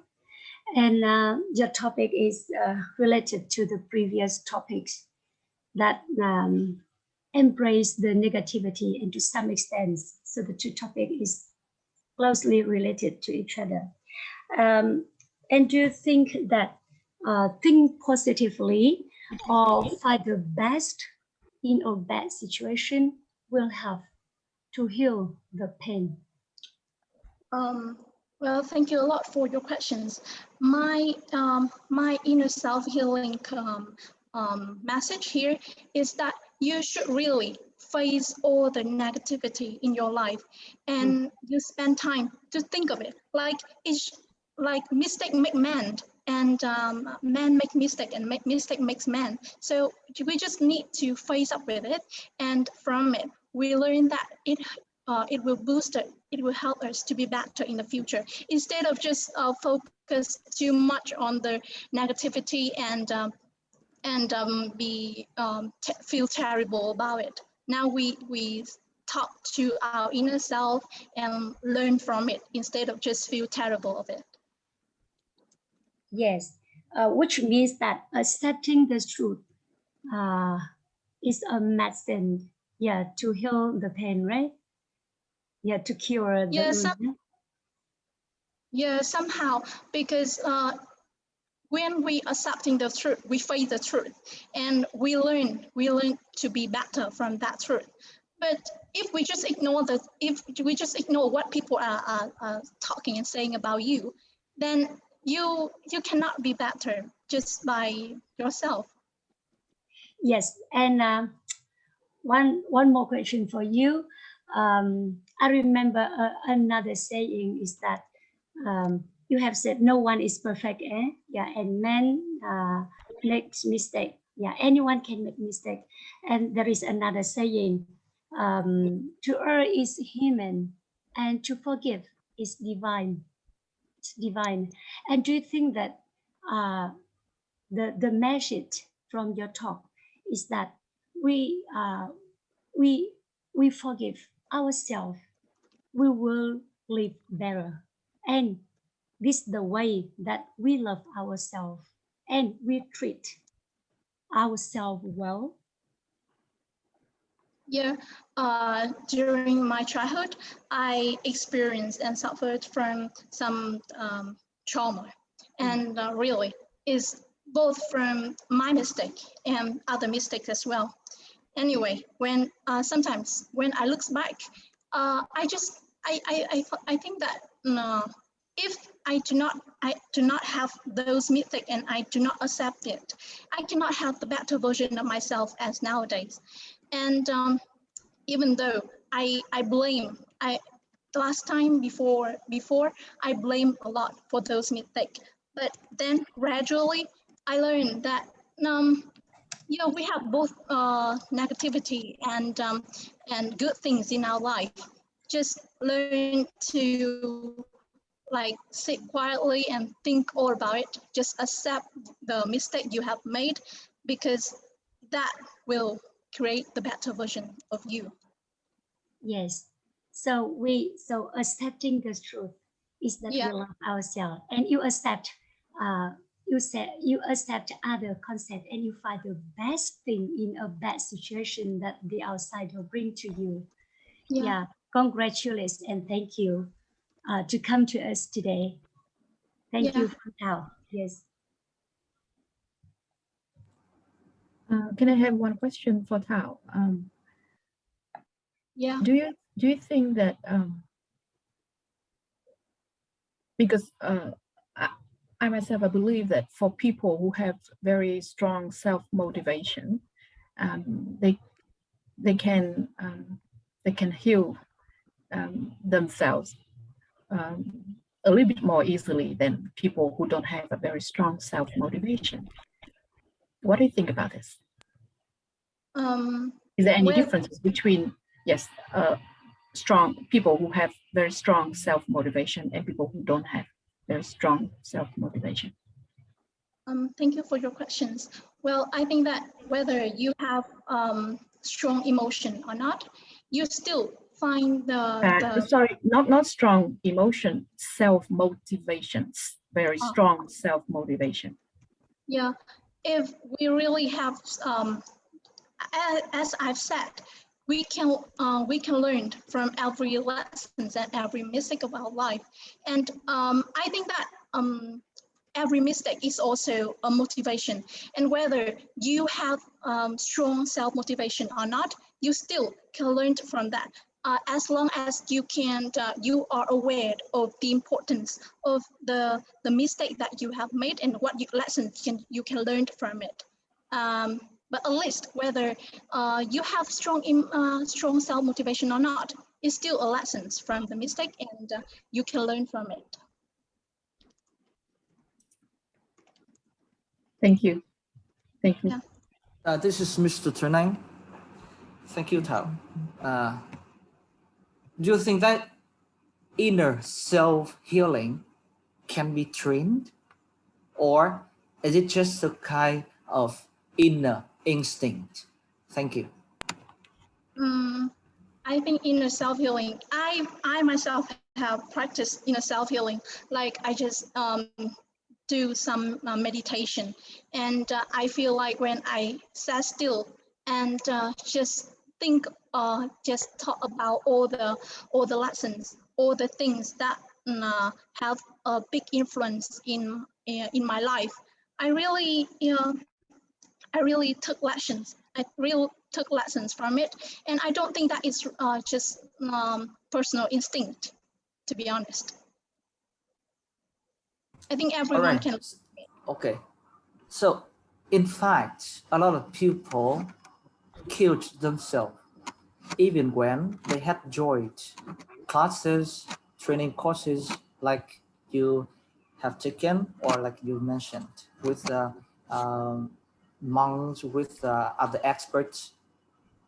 So to what level can they manage to help the mind, the body in the heal? Thank you. I think that the outer influence is just somehow do have impact on the mind of that body, because whether you join in a course or class or not is still up to you.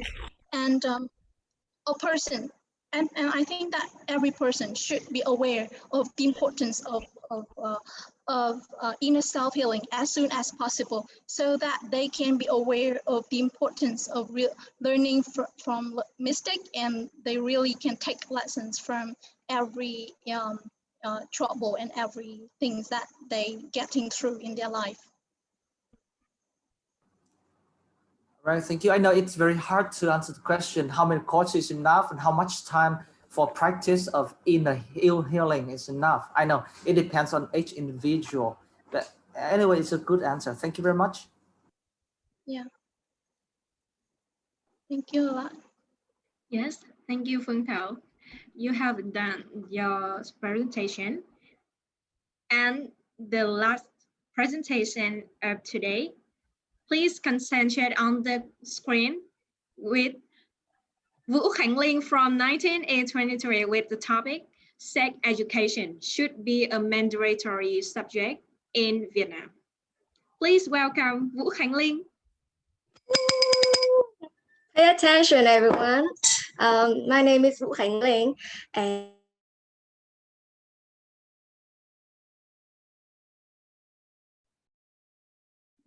hình như bạn Linh đang bị sao nhỉ? To participate month. Khánh Linh, sorry, but your connection is quite low.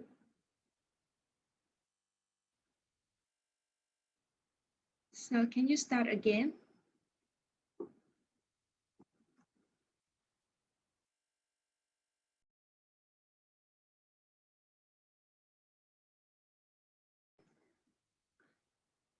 Sorry everyone for this interruption, and waiting for our contestant.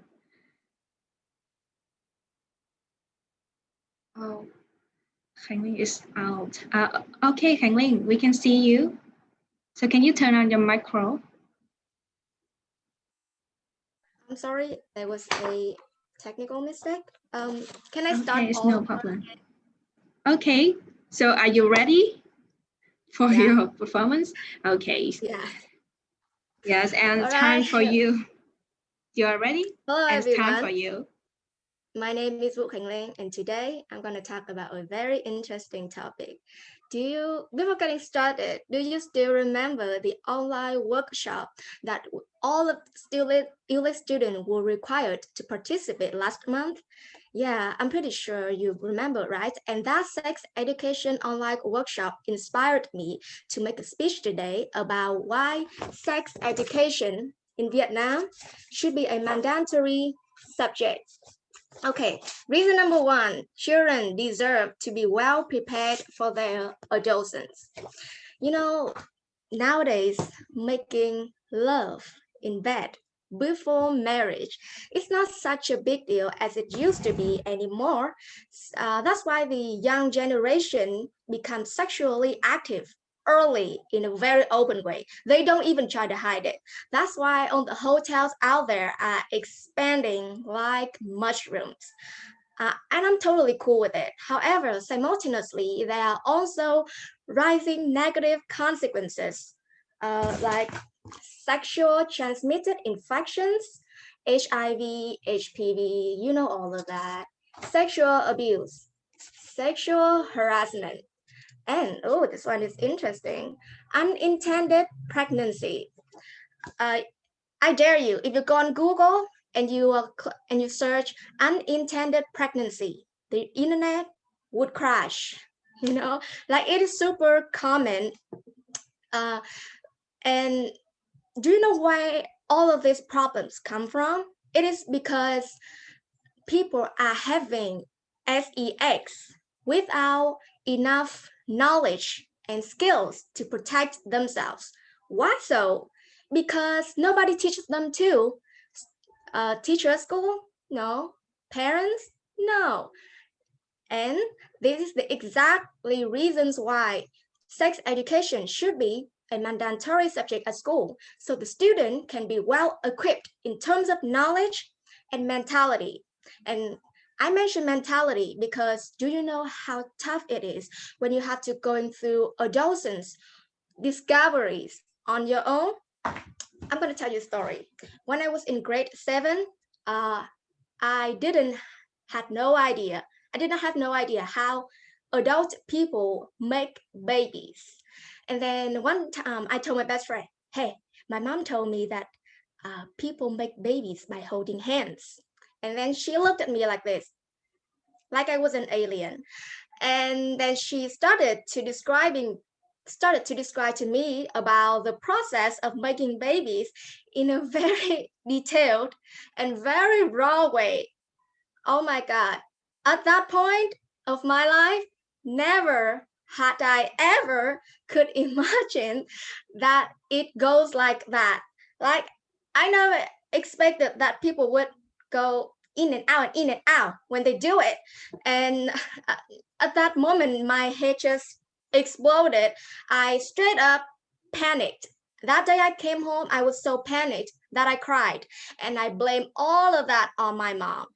I remember talking to my mom in tears that, Mommy, do you know that I did not dare to hold the hands of the boys I really like because you told me that people get pregnant by holding hands? And then my mom said, then what am I supposed to tell you? Tell you that the babies actually do not come out from the armpit, but they actually come to this world between the legs of their moms?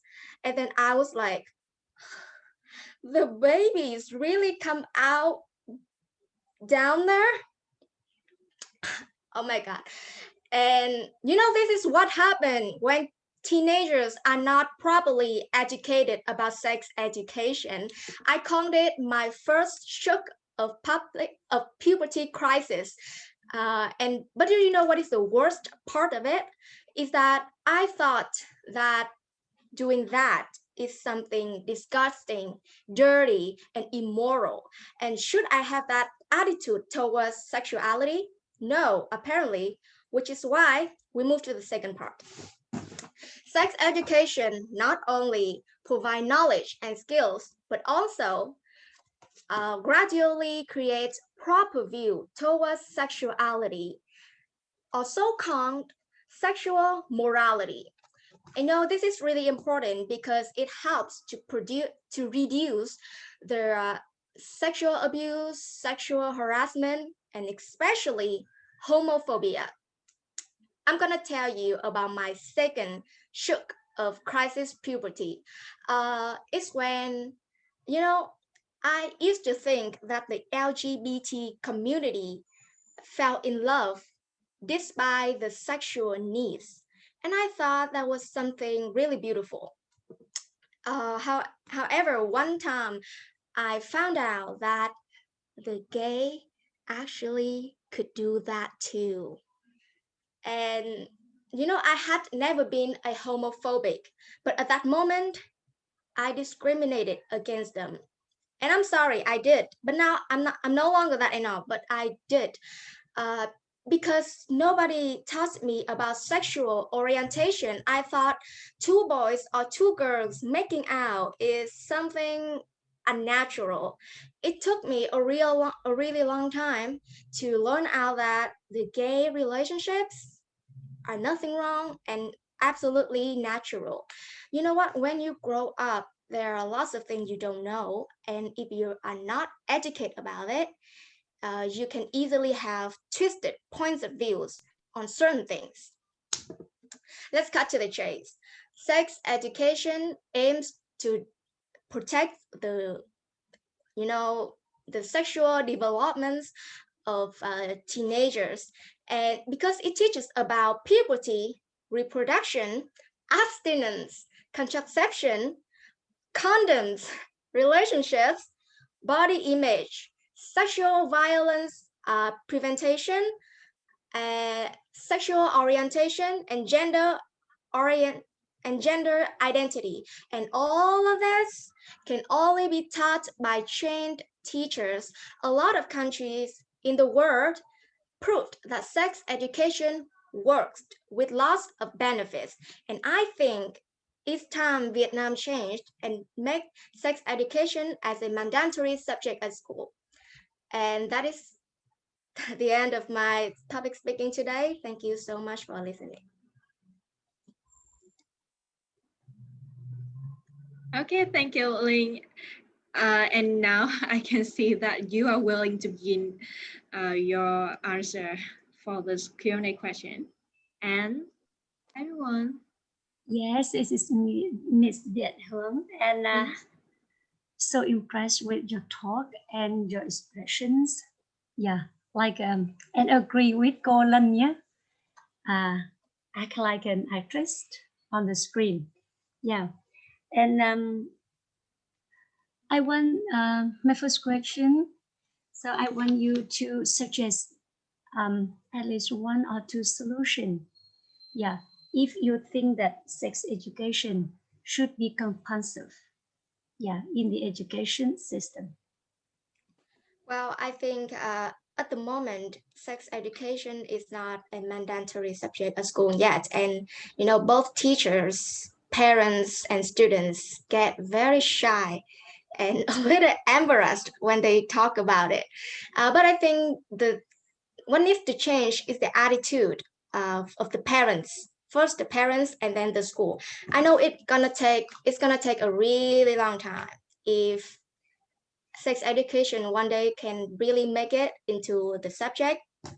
The parents need to take sex education seriously. Don't expect your children to figure out all the things on their own, because if the parents don't teach them about the adult things, then the internet is gonna become their teacher. And the internet can be amazing, beautiful, but at the same time can be horrifying and very ugly. And the second solution I suggest is, maybe the biology teachers at secondary or high school, they can, add a little sex education when they teach about biology. That would work. Not enough, but it will work. And I believe that sooner or later, sex education will not be underrated as it is right now anymore. Yeah, so you have mentioned that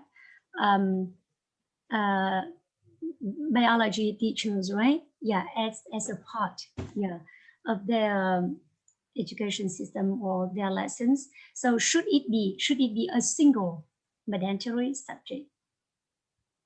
Yeah, I already mentioned in my speech, sex education teach you a lot of things. It's not only about the body changes or about sexuality, is more than that.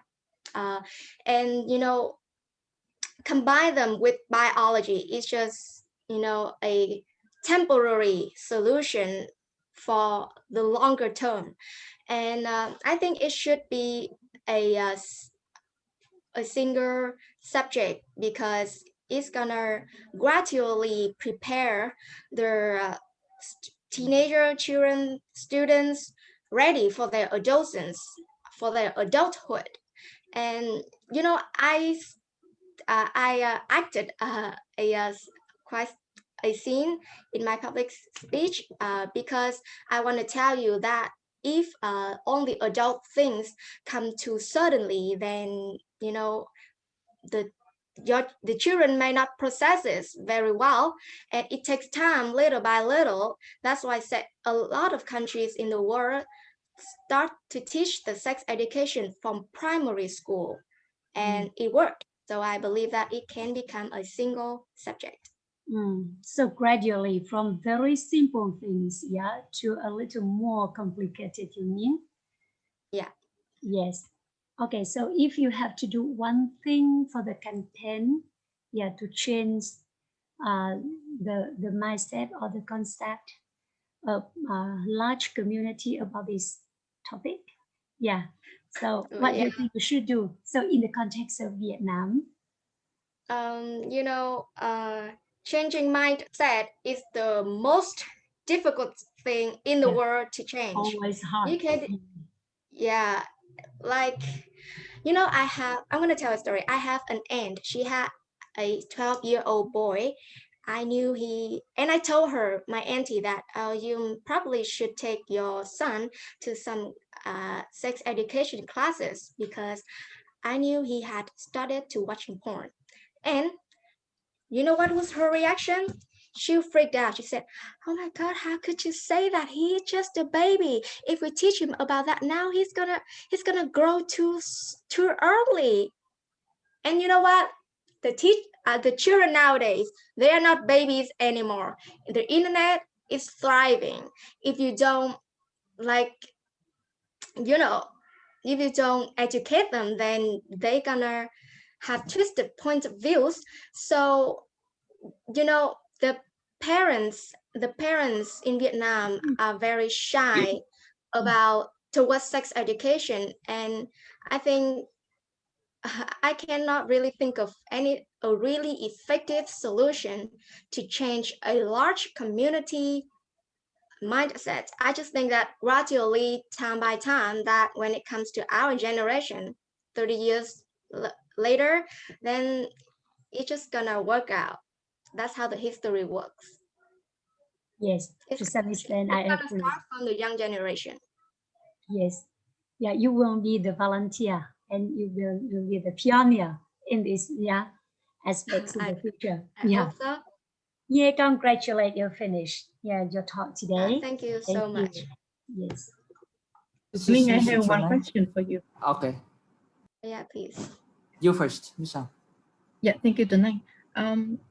Do you think that in the sex education program or course, there should be one component of what Danang raised today is about the normalization of virginity? And yeah. Okay, you finish your question? You know, normalized virginity is also a part of sex education because sex education teaches you about body image and, you know, relationships and, you know, all, and even, you know, boundaries of anything revolves around sexuality. And I think, of course, sex education is gonna help to normalize the virginity. And what about the necessity of a training of trainers for parents? Oh, can you repeat the question again? The necessity of having a training of trainer for parents. For parents? Mm. I think the relative people that can train parents, probably maybe the teachers. The teachers can be the pioneer. They can suggest the parents about the solution about sex education with the children. Yeah, and I don't think that there could be some courses training about attitude towards sex education for parents, because I don't think that any parents gonna come. Thank you, Ping. All right, this is Mr. Neng. Okay, today we have talked a lot about sex education, blah, blah, blah. All right, next year, sex education course will be available in the curriculum. For example, imagine, all right? All right, in my imagination. Okay, and now you are responsible for recruiting teachers for that course across the country. Can you list some features, qualities of a teacher for sex education course? For example, have a lot of sex experience, blah, blah, blah. Thank you. You know what? I actually took a course, sex education, when I was in high school, an outside course. And the teachers are really cool. Like, I really find the empathy of how she taught it about the sex education knowledge. I don't know that she has a lot of sex experience or not, but I do know that she has very thick knowledge about sex education, about the LGBTQ, about how sex education can influence relationships. She's very thoughtful, very calm, nurturing, and very knowledgeable. And if you tell me that we are gonna have sex education in the curriculum in 1 year, I think that, because it's just not enough time to recruit the teacher across the country. That's I'm straight going to up give impossible. you 5 years to look for teachers.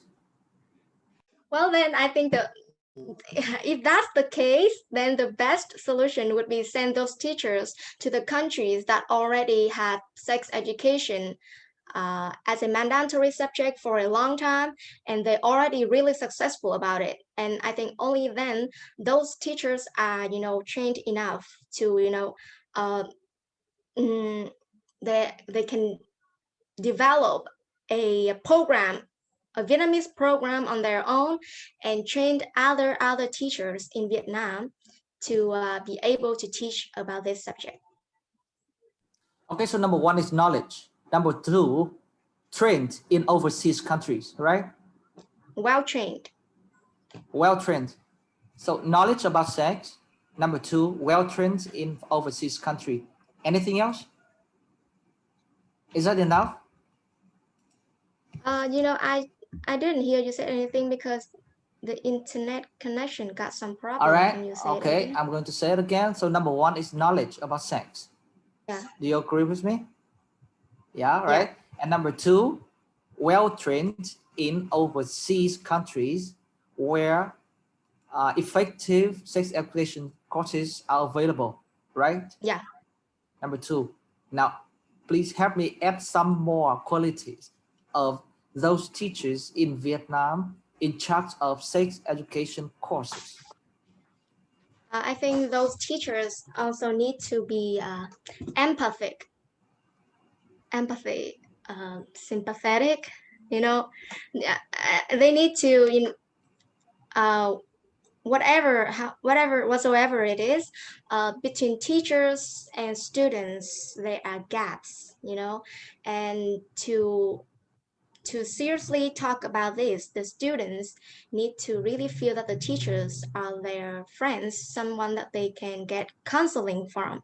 And I think being sympathetic and nurturing are also important qualities to become a sex education teacher. Right, so it seems that it's not easy to become such teachers, right? You have to act as a consultant, act as biology teacher, and you must master many other scientific fields. Oh, so many things, Yes. right? Yeah. Okay, so I guess this teacher will have the highest salary at school. I don't know. In a country in Vietnam, not so sure about it. Yeah, but she deserves high salary. She deserves it for what she do. All right, but I don't think in Vietnam schools will pay such salary for teachers of sex education, and that's why we don't have teachers for sex education. And so sex education is not available now in the curriculum. Do you think money is the point? Thank you. Money is the point in everything aspect of life, not only making sex education as in the curriculum. And yeah, I already mentioned this gonna take time, a really long time. But I just, you know, in here, people should like start take it seriously. So when people take it seriously, they're gonna spend time to work on it, and one day it's gonna become possible. All right, thank you. I'm not going further. Okay, good. Thank you very much. Thank you so much. Well done. Thank you, Kingling. What an attractive speech. And ladies and gentlemen, that is the last presentation of my Drop 2021 Showcase Public Speaking today. And now, 7 contestants have successfully completed their performance. While waiting for the final result from the judges, can we participate in an activity together? To preserve the wonderful moment of this showcase today, I would like to invite all of you to turn on your camera. We will take some photos together, and after 2 minutes for your preparation, I will let you turn on your camera and we will take a picture.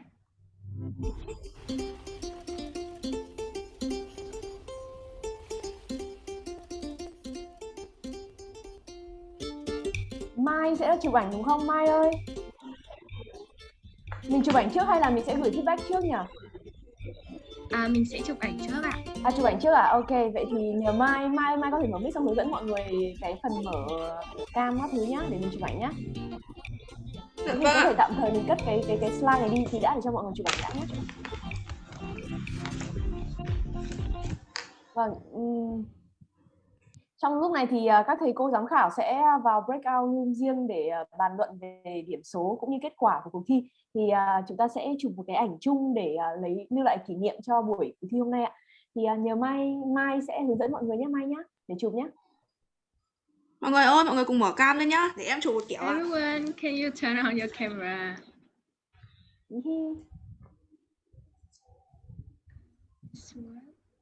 Các bạn thí sinh cũng mở cam lên nào. Mọi người ai cần trang điểm gì thì cho khoảng 1 phút để chuẩn bị này. Đầu tóc trang điểm này. Mở cam nhé. Ok, rất nhiều khuôn mặt rất xinh xắn ở đây rồi. Mọi người ơi, nếu được thì thay backdrop thành backdrop của chương trình nhá mọi người. Cho cái link backdrop lên trên chatbox nhỉ? Có bạn nào mình cũng chưa mở được background hả? Vâng, thôi em chịu bởi vì máy nó không chuyển được background nên là xin phép là sẽ chỉ có mặt thôi, không có background. Ban tổ chức mình có bạn nào có cái link gửi cho các bạn lên đây nhé, mình có thể thay đổi setup ạ. Trong lúc chúng ta chờ đợi giám khảo mình sẽ có một phần vui vẻ chụp ảnh. Yay!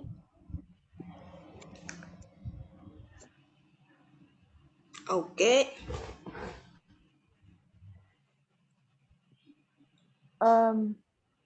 Phương ơi, Bích Phương. Dạ vâng chị ơi, để em gửi ảnh. À đây Hoài gửi ảnh rồi đây này. Ok. Ok, đấy. Mọi người các bạn khán giả này và các bạn thí sinh hoặc các thầy cô có ai muốn sử dụng cái background được gửi ở phần chat box ở đây ạ. Chúng ta có thể thay đổi background của chương trình.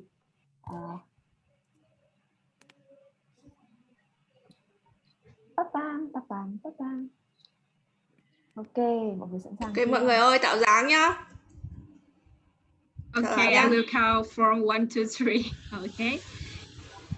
1, 2, 3. 1, smile. Ok. Có chụp lại cái nữa cho chắc không? Nguyên Anh. 1, 2, 3. Ok, được rồi ạ. Okay, cảm ơn mọi người rất nhiều nha. Cảm ơn mọi người. Ok, mình quay lại cái link feedback nhỉ? Mình sẽ share các bạn với feedback. Ok.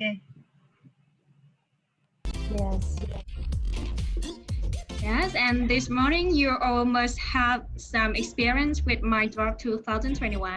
And to express your feelings, you can access the palette link we have prepared by scan code on the screen. And no matter how it's worked, the organizing committee are looking forward to receiving your comments and suggestions today. Vâng ạ, mời các thầy cô và các bạn khán giả, chúng ta sẽ đăng nhập vào đường link có hiện ở trên màn hình, có thể scan hoặc là có đường link ở dưới ạ. Thì mời các thầy cô và các bạn chúng ta đăng nhập vào đây và mình sẽ add thêm các sticky note để mình viết những cái lời nhắn, những cái cảm nhận của mình trong buổi sáng chương trình hôm nay.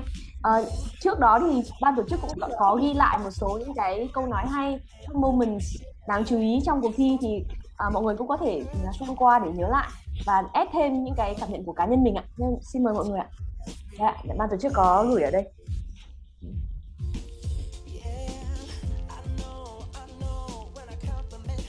Bên chatbox thì ban tổ chức cũng đã gửi đường link, các bạn có thể đăng nhập trực tiếp vào đường link ở chatbox.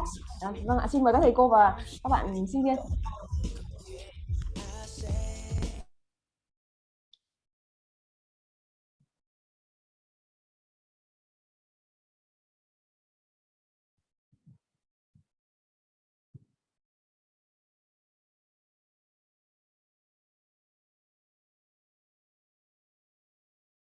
Thì như bị tắt nhạc hay sao ấy, Nguyên Anh ơi, Nguyên Anh cứ bật nhạc đi Nguyên Anh.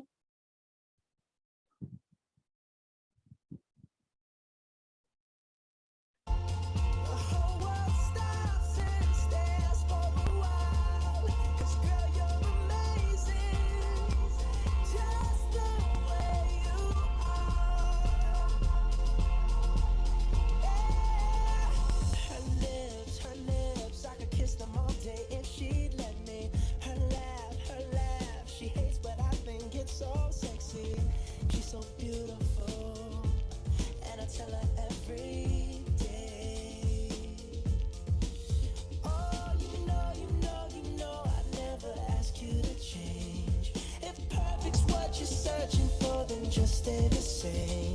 So don't even bother asking if you look okay. You know I'll say when I see your face, there's not a thing that I would change. 'Cause you're amazing, just the way you are. And when you smile,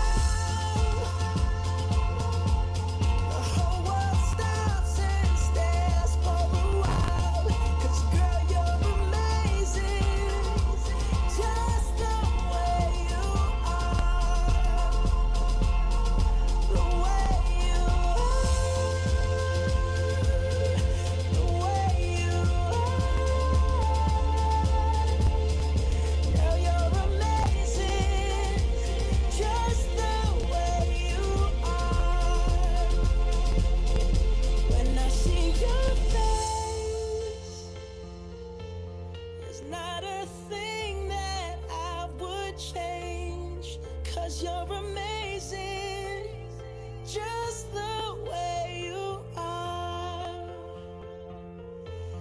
And when you smile, the whole world stops and stares for a while. 'Cause girl, you're amazing.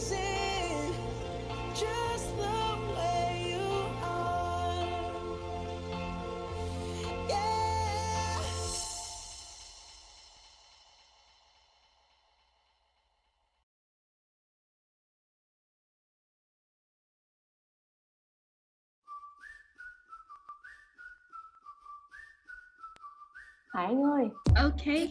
Yes. Minh Anh, can you turn up the music?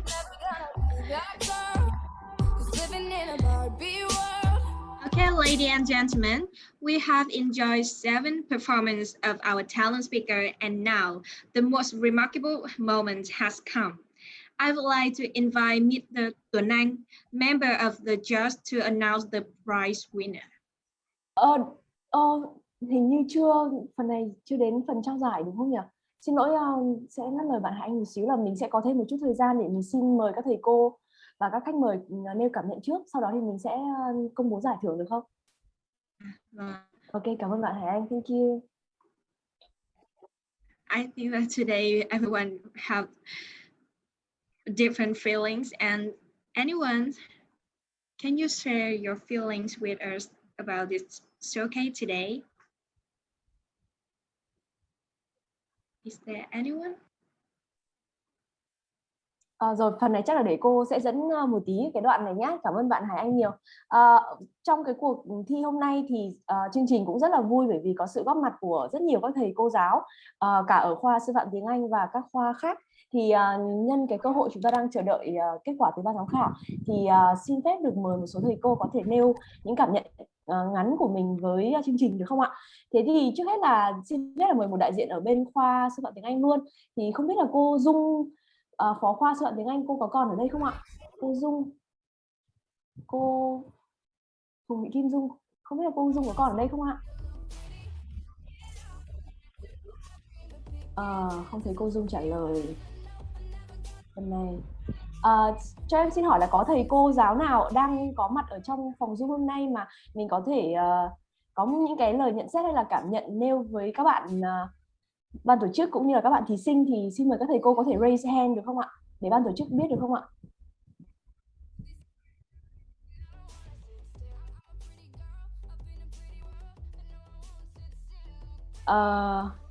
Xin phép là có thể hỏi cô Long Biên được không ạ?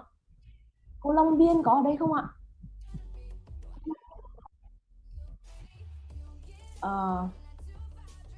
Mọi người có nghe thấy mình đang nói không nhỉ? Hay là... Có Lân ơi. Dạ. Vâng, cô Phương đang nói ạ. Mình thấy có cô Long Biên trong này đấy. Vâng, nhưng không biết là cô Long Biên có nghe thấy không, bởi vì có hỏi nhưng mà không được cô Long Biên trả lời. Đây, cô đây. Dạ, vâng, cô ơi, cô mở cam, mở mic lên xong cô chia sẻ cảm nhận được không cô? Cô xin phép không mở cam nhé. Cô không sao ạ, vâng, cô cứ nói cũng được ạ. Dạ vâng, em cảm ơn cô. Cô đang định mở cam ngay bởi vì cô theo dõi các bạn từ đầu rồi. Và có một cái cô đang định nói thế này, nếu đang ở hội trường mà chúng ta có thể gặp nhau trực tiếp ấy, thì chắc chắn là các em sẽ nhận được rất nhiều cái standing ovation. Các mọi người sẽ đứng dậy và sẽ cổ vũ các em rất là nhiệt tình, bởi vì sao? Các bài thuyết trình cái thứ nhất nó rất là sâu sắc. Nó sâu sắc bởi vì các em chọn những cái chủ đề mà thực sự là thầy cô rất là bất ngờ, bởi vì ở lứa tuổi của các em còn khá là trẻ, nhưng mà các em lại chọn những chủ đề mà rất là người lớn, những chủ đề rất là làm sao nhỉ, ấn tượng và rất là mature. Thì điều đấy là điều cô ấn tượng đầu tiên. Cái thứ hai là cách thuyết trình của các bạn thì rất là tuyệt vời, từ cái việc các bạn chọn cái cách hook lúc đầu tiên ấy, để gây sự chú ý mọi người, từ cách kể chuyện, từ cách dùng các cái visual aid, thì cô thấy là các em đã làm chủ được cái kỹ năng thuyết trình cho công chúng rồi. Mặc dù là mình ở gọi là online, nhưng mà nó không ngăn cản cái hiệu quả đó. Cái thứ ba nữa là cái ý tưởng tổ chức cái chương trình này là một cái sân chơi cho các bạn sinh viên. Cô thấy đây là một cái ý tưởng rất là tuyệt vời, và các bạn khán giả đây cũng rất là hay luôn. Chúng ta rất là nhiệt tình tham gia, cổ vũ này, động viên các bạn này, sau đó là đưa những cái feedback rất là hay ấy. Thế thì cô thấy cái năng lượng tích cực cộng hưởng ở đây, và cô cảm giác là cô rất là hạnh phúc khi được làm khán giả của chương trình này. Cảm ơn ban tổ chức, cảm ơn các thầy cô giáo và các em học sinh, và cảm ơn các bạn đã có một cái phần mở đầu buổi sáng thứ hai trong tuần rất là sâu sắc và thú vị. Cô cảm ơn các em rất là nhiều. Dạ vâng ạ, chúng em cảm ơn cô Long Biên rất là nhiều ạ. Dạ vâng, những chia sẻ của cô Long Biên là thực sự là làm cho chúng em bên ban tổ chức và các bạn thí sinh em nghĩ cũng đều rất là vui, bởi vì thời gian chuẩn bị của chương trình kéo dài 2-3 tuần, cũng như là cái việc các bạn thí sinh đã phải chuẩn bị rất nhiều cho các video clip cũng như bài trình diễn hôm nay, thì em nghĩ là với những cái nhận xét và lời động viên của cô như vậy thì mọi người đều sẽ cảm thấy là những công sức đã bỏ ra là rất là xứng đáng ạ. Em cảm ơn cô. Không biết là có thầy cô nào khác đang ở trong phòng muốn chia sẻ nữa không ạ? Ban tổ chức rất là mong nhận được những cái lời nhận xét và góp ý từ phía các thầy cô. Không biết là cô Hồng Ngọc, lúc nãy có đọc được comment của cô Hồng Ngọc, thì cô Phạm Dương Hồng Ngọc có muốn mở mic hoặc là mở cam lên để nói chuyện với các bạn và chúng em một chút không ạ? Trước hết là xin chào tất cả các thầy cô và các bạn của khoa sư phạm tiếng Anh. Và thật sự là hôm nay thì trước khi vào với chương trình thì cũng run lắm, bởi vì là không biết là mình nghe mình có hiểu các bạn nói được hết hay không. Thế nhưng mà thôi, cứ mạnh dạn là vào để tham gia với chương trình của các bạn. Và cái điều đầu tiên mình cảm nhận đấy là chương trình của các bạn để tổ chức rất là chuyên nghiệp, thực sự là như vậy. Và thì như là mình được biết là chương trình này hoàn toàn là do các bạn sinh viên, đúng không ạ? Các thầy cô chỉ là những người mà hướng dẫn hỗ trợ cho các bạn thôi, và cảm thấy rằng là các bạn sinh viên của khoa tiếng Anh khoa sư phạm tiếng Anh rất là năng động, tự tin. Chương trình của các bạn làm rất là bài bản, chuyên nghiệp từ đầu cho đến cuối, và các bạn sinh viên thì thể hiện rất là tự tin trong cái việc là các bạn đưa ra những cái vấn đề cũng như là đưa ra những cái hướng giải quyết, đưa ra những cái nhận định của vấn đề một cách rất là sâu sắc và rất là tự tin. Thực sự là bản thân mình tham gia thì mình cũng học hỏi được các bạn rất là nhiều. Thực sự là như vậy, bởi vì đôi khi mình cũng không nghĩ rằng là với giới trẻ mà các bạn nhìn nhận những cái vấn đề mà nó sâu sắc đến như vậy. Và thực sự là có rất là nhiều những điều bổ ích. Và thậm chí là mình ngay lập tức mà khi bắt đầu chương trình cái là mình đã phải chia sẻ chương trình của các bạn đến các bạn sinh viên của bên mình, để cho các bạn ấy có thể các bạn ấy xem và các bạn tham gia, để các bạn ấy hiểu hơn về cái cách thức mà làm một cái chương trình mà online mà mang lại hiệu quả nó không kém gì một cái chương trình offline cả. Thì thực sự là cảm thấy chương trình rất là ý nghĩa, và đặc biệt là đã bắt đầu một cái tuần mới mang lại nhiều năng lượng cho các thầy cô và các bạn sinh viên. Một lần nữa thì được chúc mừng tất cả các thầy cô cũng như tất cả các em sinh viên của khoa sư phạm tiếng Anh. Các bạn thật sự rất là giỏi. Cảm ơn tất cả các bạn. Dạ vâng ạ, rất là cảm ơn cô Hồng Ngọc ạ. Cô Hồng Ngọc thì đến từ khoa tiếng Nga. Thì hôm nay cô Hồng Ngọc rất là nhiệt tình đã tham gia và theo dõi chương trình của chúng ta từ đầu giờ. Thế nên là chúng em cũng xin gửi lời cảm ơn đến cô Ngọc và các thầy cô. Về cái việc tổ chức của chương trình ấy, thì nhân đây thì cũng cô xin cô với các học sinh và xin em với các thầy cô ạ, thì mình cũng xin phép được chia sẻ một chút, đó là quá trình chuẩn bị của chương trình thì cũng bắt đầu dục dịch từ cuối khi mà kết thúc học kỳ thứ 2, thì các thầy cô dạy môn public speaking thì cũng có ngồi lại với nhau và bàn bạc về việc là rất muốn tạo ra một cái platform cho các bạn sinh viên của trường, bởi vì thấy là các bạn học môn này các bạn rất xuất sắc, các bạn trên lớp các bạn nói những cái bài speech mà các thầy cô đúng là cảm thấy vô cùng ấn tượng, mà phục các bạn sát đất luôn, bởi vì nghĩ là nếu mình nói chưa chắc mình đã nói được hay và cuốn hút giống như các bạn. Thế nên là các thầy cô cũng muốn quyết tâm là sẽ ngồi lại với nhau và tạo ra một chương trình để các bạn có một cơ hội để các bạn tỏa sáng. Và hôm nay thực sự là cá nhân cảm nhận của mình thì mình cảm thấy là các bạn quá là giỏi, quá là xuất sắc, không có lời nào để mà diễn tả được. Và những cái comment cũng như là những cái lời bình luận ở trong chat box hay là phần feedback thì chúng ta đều có thể thấy. Thế nên là một lần nữa xin gửi lời chúc mừng đến tất cả các bạn thí sinh, cũng như là gửi lời cảm ơn đến tất cả các thầy cô, từ các thầy cô giám khảo đến các bạn tổ chức, ban tổ chức, cũng như là các bạn khán giả, các thầy cô hôm nay đã theo dõi và ủng hộ. Vâng ạ. Thì không biết là cái kết quả đã có chưa, thì không biết là cô Hoàng Anh đã quay lại chưa ạ? Thầy có thầy Tuấn Anh đã quay lại, thì không biết là ban tổ chức đã chốt điểm xong chưa ạ? Khoảng 2 phút nữa nhé. Dạ 2 phút nữa, vâng ạ. Thế thì chúng ta sẽ có thể là chờ thêm một vài phút, và xin không biết là có bạn sinh viên hay là có bạn khán giả nào mà muốn mở mic và mở cam, chúng ta có thể mail cảm nhận về chương trình của mình với vai trò là một người xem không ạ? Không biết là có bạn sinh viên nào ở đây có thể chia sẻ không? Rất là mong được nghe ý kiến của các bạn sinh viên nữa, bởi vì các thầy cô thì cũng nói nhiều nhưng là góc độ của giáo viên sẽ khác và góc độ của các bạn sinh viên có thể sẽ khác. Có bạn sinh viên nào có thể raise hand và mình chia sẻ cảm nhận của mình không? Hoặc là có bạn thí sinh nào có thể chia sẻ cảm nhận được không? Cũng được, đúng rồi ạ. Có bạn thí sinh nào, hôm nay mình chưa biết kết quả, chúng ta chờ đợi kết quả, thì có bạn thí sinh nào trước khi mình nhận kết quả thì mình muốn chia sẻ gì không ạ? Cảm nhận của mình khi tham gia chương trình ạ.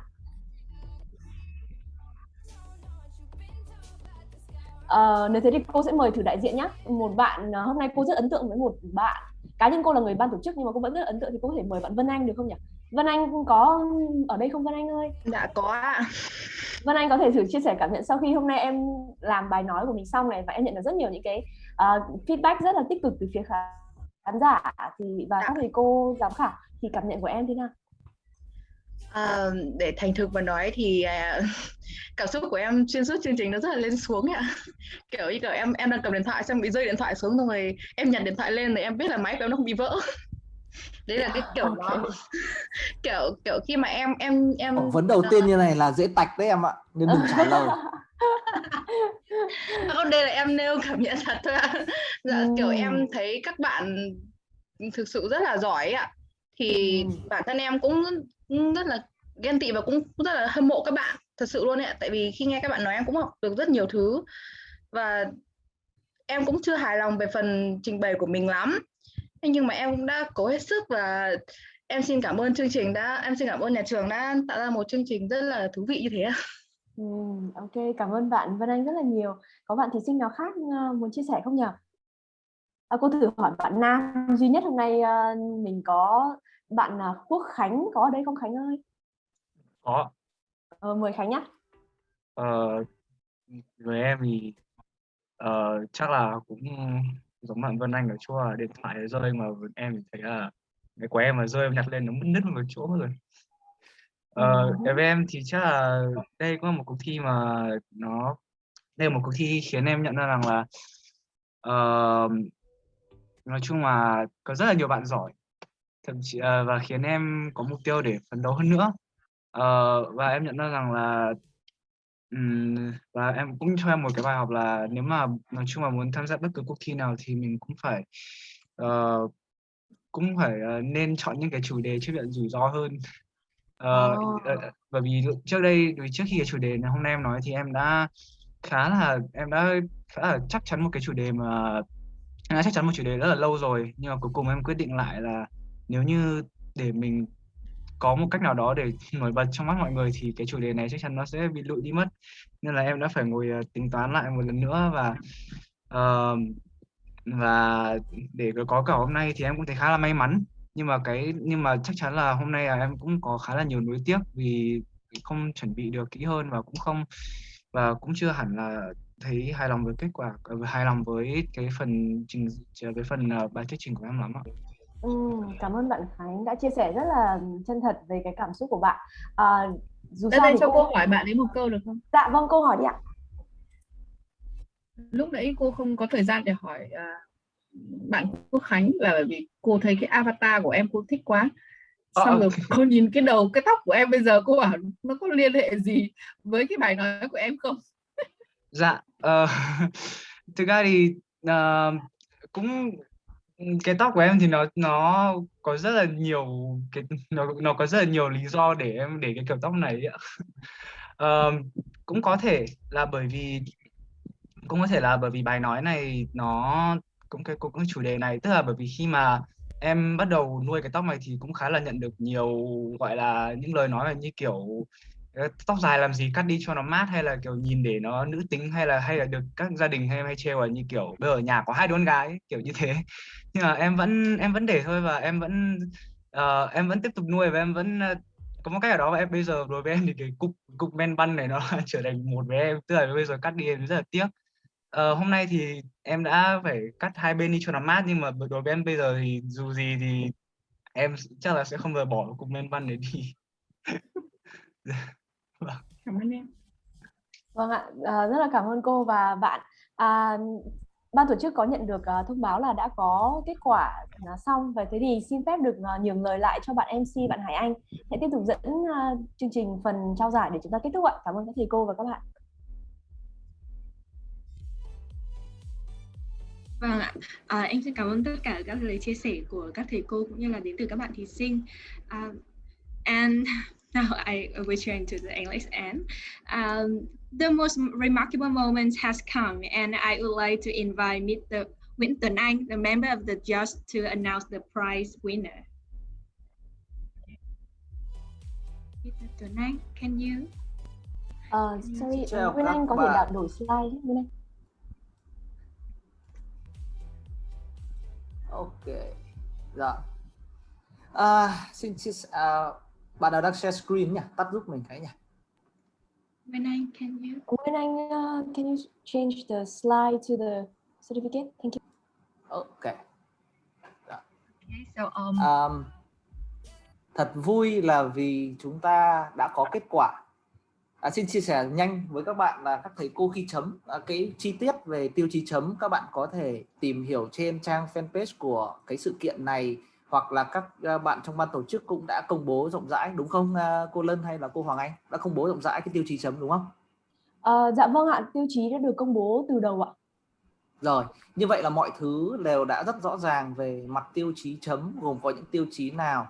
Khi các thầy cô cùng thảo luận với nhau, các thầy cô rất vui là lại cũng đều thống nhất được các cái mức đánh giá. Có nghĩa là các thầy cô phải nói rằng là đánh giá rất cao cái bộ tiêu chí của ban tổ chức đã chuẩn bị. Các bạn đã mang đến giúp cho ban giám khảo rất dễ dàng trong việc là đặt một thí sinh nào đó với một tiêu chí cụ thể nào đó. Bạn A có thể là điểm này cao nhưng điểm kia có thể thấp hơn, hoặc là ngược lại. Và cái bộ tiêu chí này là thực sự là bộ tiêu chí rất tốt. Ban giám khảo đánh giá và cảm ơn ban tổ chức đã giúp ban giám khảo làm dễ dàng cái công việc của mình là lựa chọn người tốt nhất. Nhưng tựu chung lại thì có 3 cái vấn đề mà ban giám khảo tìm kiếm nhiều nhất. Một là ý tưởng của đề tài. Đây là cái mà bao giờ chúng ta cũng thế, người ta muốn nghe, không cần biết ông speaker nói hay giỏi đến mức nào, nhưng cái đầu tiên người ta quan tâm là cái topic nó có interest hay không đã.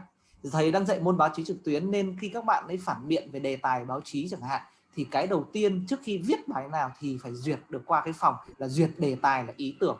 Nên với thầy, chúng ta phát triển cái đầu tiên của public speaking là phải chọn được ý tưởng nó touching, nó đến với khán giả, nó đến với người nghe. Đấy là cái đầu tiên người ta muốn. Thứ hai là phần thể hiện. Qua Zoom mà các bạn làm được như thế này, vì thực sự phải nói là các chuyên gia TED Talk, nói thật, bạn nào mà xem TED nhiều ấy, nhận thấy là các bạn còn nói hay gấp vạn lần TED. Đó. Thế nên là các thầy cô cũng gặp khó khăn vì các bạn đều làm rất tốt, 7 bạn đều làm rất xuất sắc trong cái việc thể hiện này nên cũng khó khăn. Vậy cái tiêu chí chủ đề đó là cái tiêu chí rất là nòng cốt và là sống còn đấy.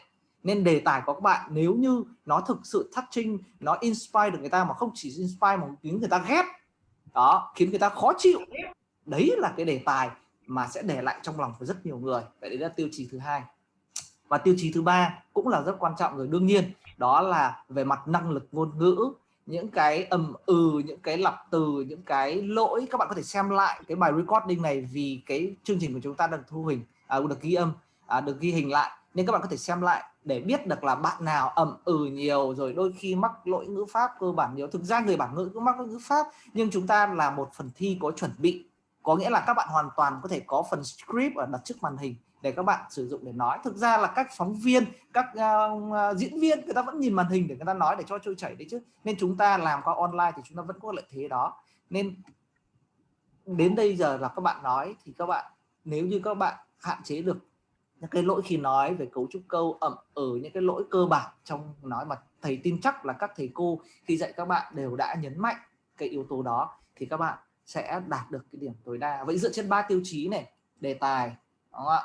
Rồi về mặt năng lực ngôn ngữ, được chưa ạ? Rồi về các yếu tố khác xung quanh khác, được 3 cái mà thầy vừa nói, thì để cho ra cái kết quả cuối cùng và xin được trân trọng thông báo điểm chi tiết thì các bạn sẽ nhận được từ ban tổ chức nhé. Còn bây chúng ta đang cần quan tâm đến là điểm cuối cùng thì là điểm là như thế nào. Giải khuyến khích, 3 bạn không được giải thì các bạn hãy tin thầy, đó là các bạn đều đã rất xuất sắc trong phần thể hiện của mình, không phải là động viên đâu. Đẳng cấp của các bạn hiện nay phải nói rằng là Ulis chỉ có 7 bạn mà thôi. Các bạn đều đang làm rất tốt, tuyệt vời luôn, đó, nghe rất sướng. Nhưng cuộc thi nào nó cũng phải có một số giải, nên thầy đành phải công bố. Đầu tiên là giải khuyến khích. Giải khuyến khích xin được trân trọng thông báo dành cho bạn Khánh Linh với đề tài về sex education, vị trí thứ 4. Chúc mừng Khánh Linh. Vị trí thứ 3 xin được trân trọng gửi tới bạn Quốc Khánh với đề tài về toxic mindset.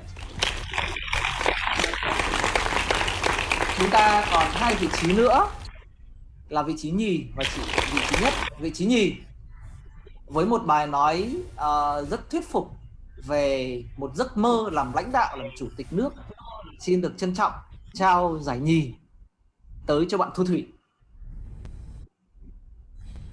Và như thầy đã nói, đưa ra một chủ đề mà động chạm đến tất cả mọi người, ai cũng cảm thấy nhột, ai cũng cảm thấy mình có mặt ở trong đó và sẵn sàng đương đầu chấp nhận dư luận. Đó là một sự dũng cảm. Và thách thầy cô trong bảng điểm đánh giá chi tiết, cả 3 thầy cô đều cho bạn ấy tổng điểm 60 điểm, cho 6 tiêu chí là điểm tuyệt đối. Xin chúc mừng bạn Vân Anh với đề tài về virginity. Chúc mừng bạn Vân Anh. Xin cảm ơn các thầy cô ạ. Vâng, như vậy là ban giám khảo đã hoàn thành xong nhiệm vụ. Chúc mừng các bạn, cảm ơn các bạn rất nhiều đã cùng đồng hành cùng với thầy cô. Các bạn đã rất vất vả rồi, các thầy cô cũng rất vất vả rồi. Hy vọng chúng ta sẽ có một tuần làm việc hiệu quả và sẽ có tiếp tục những sân chơi sắp tới được mang đến cho các bạn sinh viên của trong khoa sư phạm tiếng Anh. Trân trọng các bạn, cảm ơn nhà trường, cảm ơn phòng đào tạo đã hỗ trợ đường truyền Zoom, cảm ơn ban truyền thông của trường, cảm ơn trung tâm công nghệ thông tin đã hỗ trợ những cái công tác tổ chức khác, và trân trọng cảm ơn tất cả các phòng ban trong nhà trường đã hỗ trợ. Thay mặt ban chủ nhiệm khoa sư phạm tiếng Anh, cảm ơn các em sinh viên, cảm ơn nhà trường, các phòng ban đã hỗ trợ, cảm ơn các bạn sinh viên đã đồng hành, cảm ơn thầy cô của môn Public Speaking. Xin chào và hẹn gặp lại. Cảm ơn thầy cực kỳ là inspirational. Thank you to everyone, teacher and the student today. And finally, on the behalf of the organizing committee, I would express my appreciation to the honorable guest, role taker, contestant, and supporter in the organizing committee and all of the audience for supporting us to make the Mic Drop 2021 Showcase Public Speaking today successful. Stay blessed and stay safe. Thank you very much and see you later. Just one more time, congratulations for the winners of today. Vâng ạ, chương trình sẽ kết thúc. Cảm ơn các thầy cô rất nhiều ạ. Lần này đã chụp màn hình chưa? Dạ, chụp màn hình lúc nãy hình như quên chưa chụp, có các thầy cô giám khảo đúng không ạ? Lúc nãy em chụp ở trong giờ chưa có thầy cô giám khảo. Thế thì chắc là mình sẽ xin phép là chụp một cái ảnh tập thể có cả thầy cô giám khảo đúng không ạ? Thì mới chụp được. Vâng. Mai ơi, tắt share screen được không? Tắt screen share. Mai ơi, Mai. Em đây ạ. Ok, lại chụp lại nhé Mai nhé, để có thầy cô giám khảo nó lúc nãy thầy cô đang vào chấm điểm. Vâng ạ. Mọi người lại bật camera lên nhé mọi người. Ulis nhiều kính quá. Bỏ kính luôn. Nhưng mà mình đeo kính xinh chị Hằng nhỉ? Nên là mình cứ đeo. Thầy Tuấn Anh đeo kính đẹp trai lắm. Tuấn Anh đeo hay không đeo cũng đều đẹp trai. Bây giờ chụp cho hôm 1, 2, 3 nhá. Mai ơi, Mai hô nhá. Vâng ạ. Mọi người mở hết cam lên đi ạ. Một số thầy cô và chưa thấy bật cam. Các thầy cô và các bạn bật cam lên đi ạ. Tuấn Anh được giải thưởng 1 triệu, rồi thì 5 triệu, trích 5 triệu ra để khao nhé. Bây giờ em mới thấy được là cái điện thoại em cầm lên nó không bị vỡ, em thấy rất là vui thầy ạ. Được rồi, em bắt đầu chụp nha. 1, 2, 3. Mọi người tạo dáng đi ạ.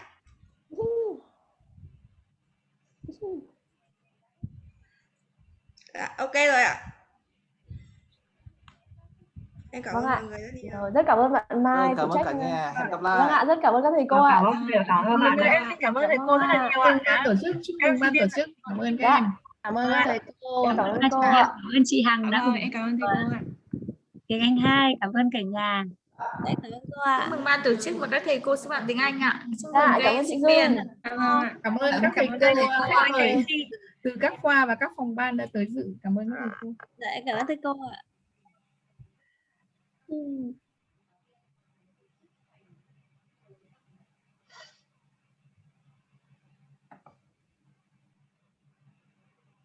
Cái Hải bây giờ out rồi đúng không?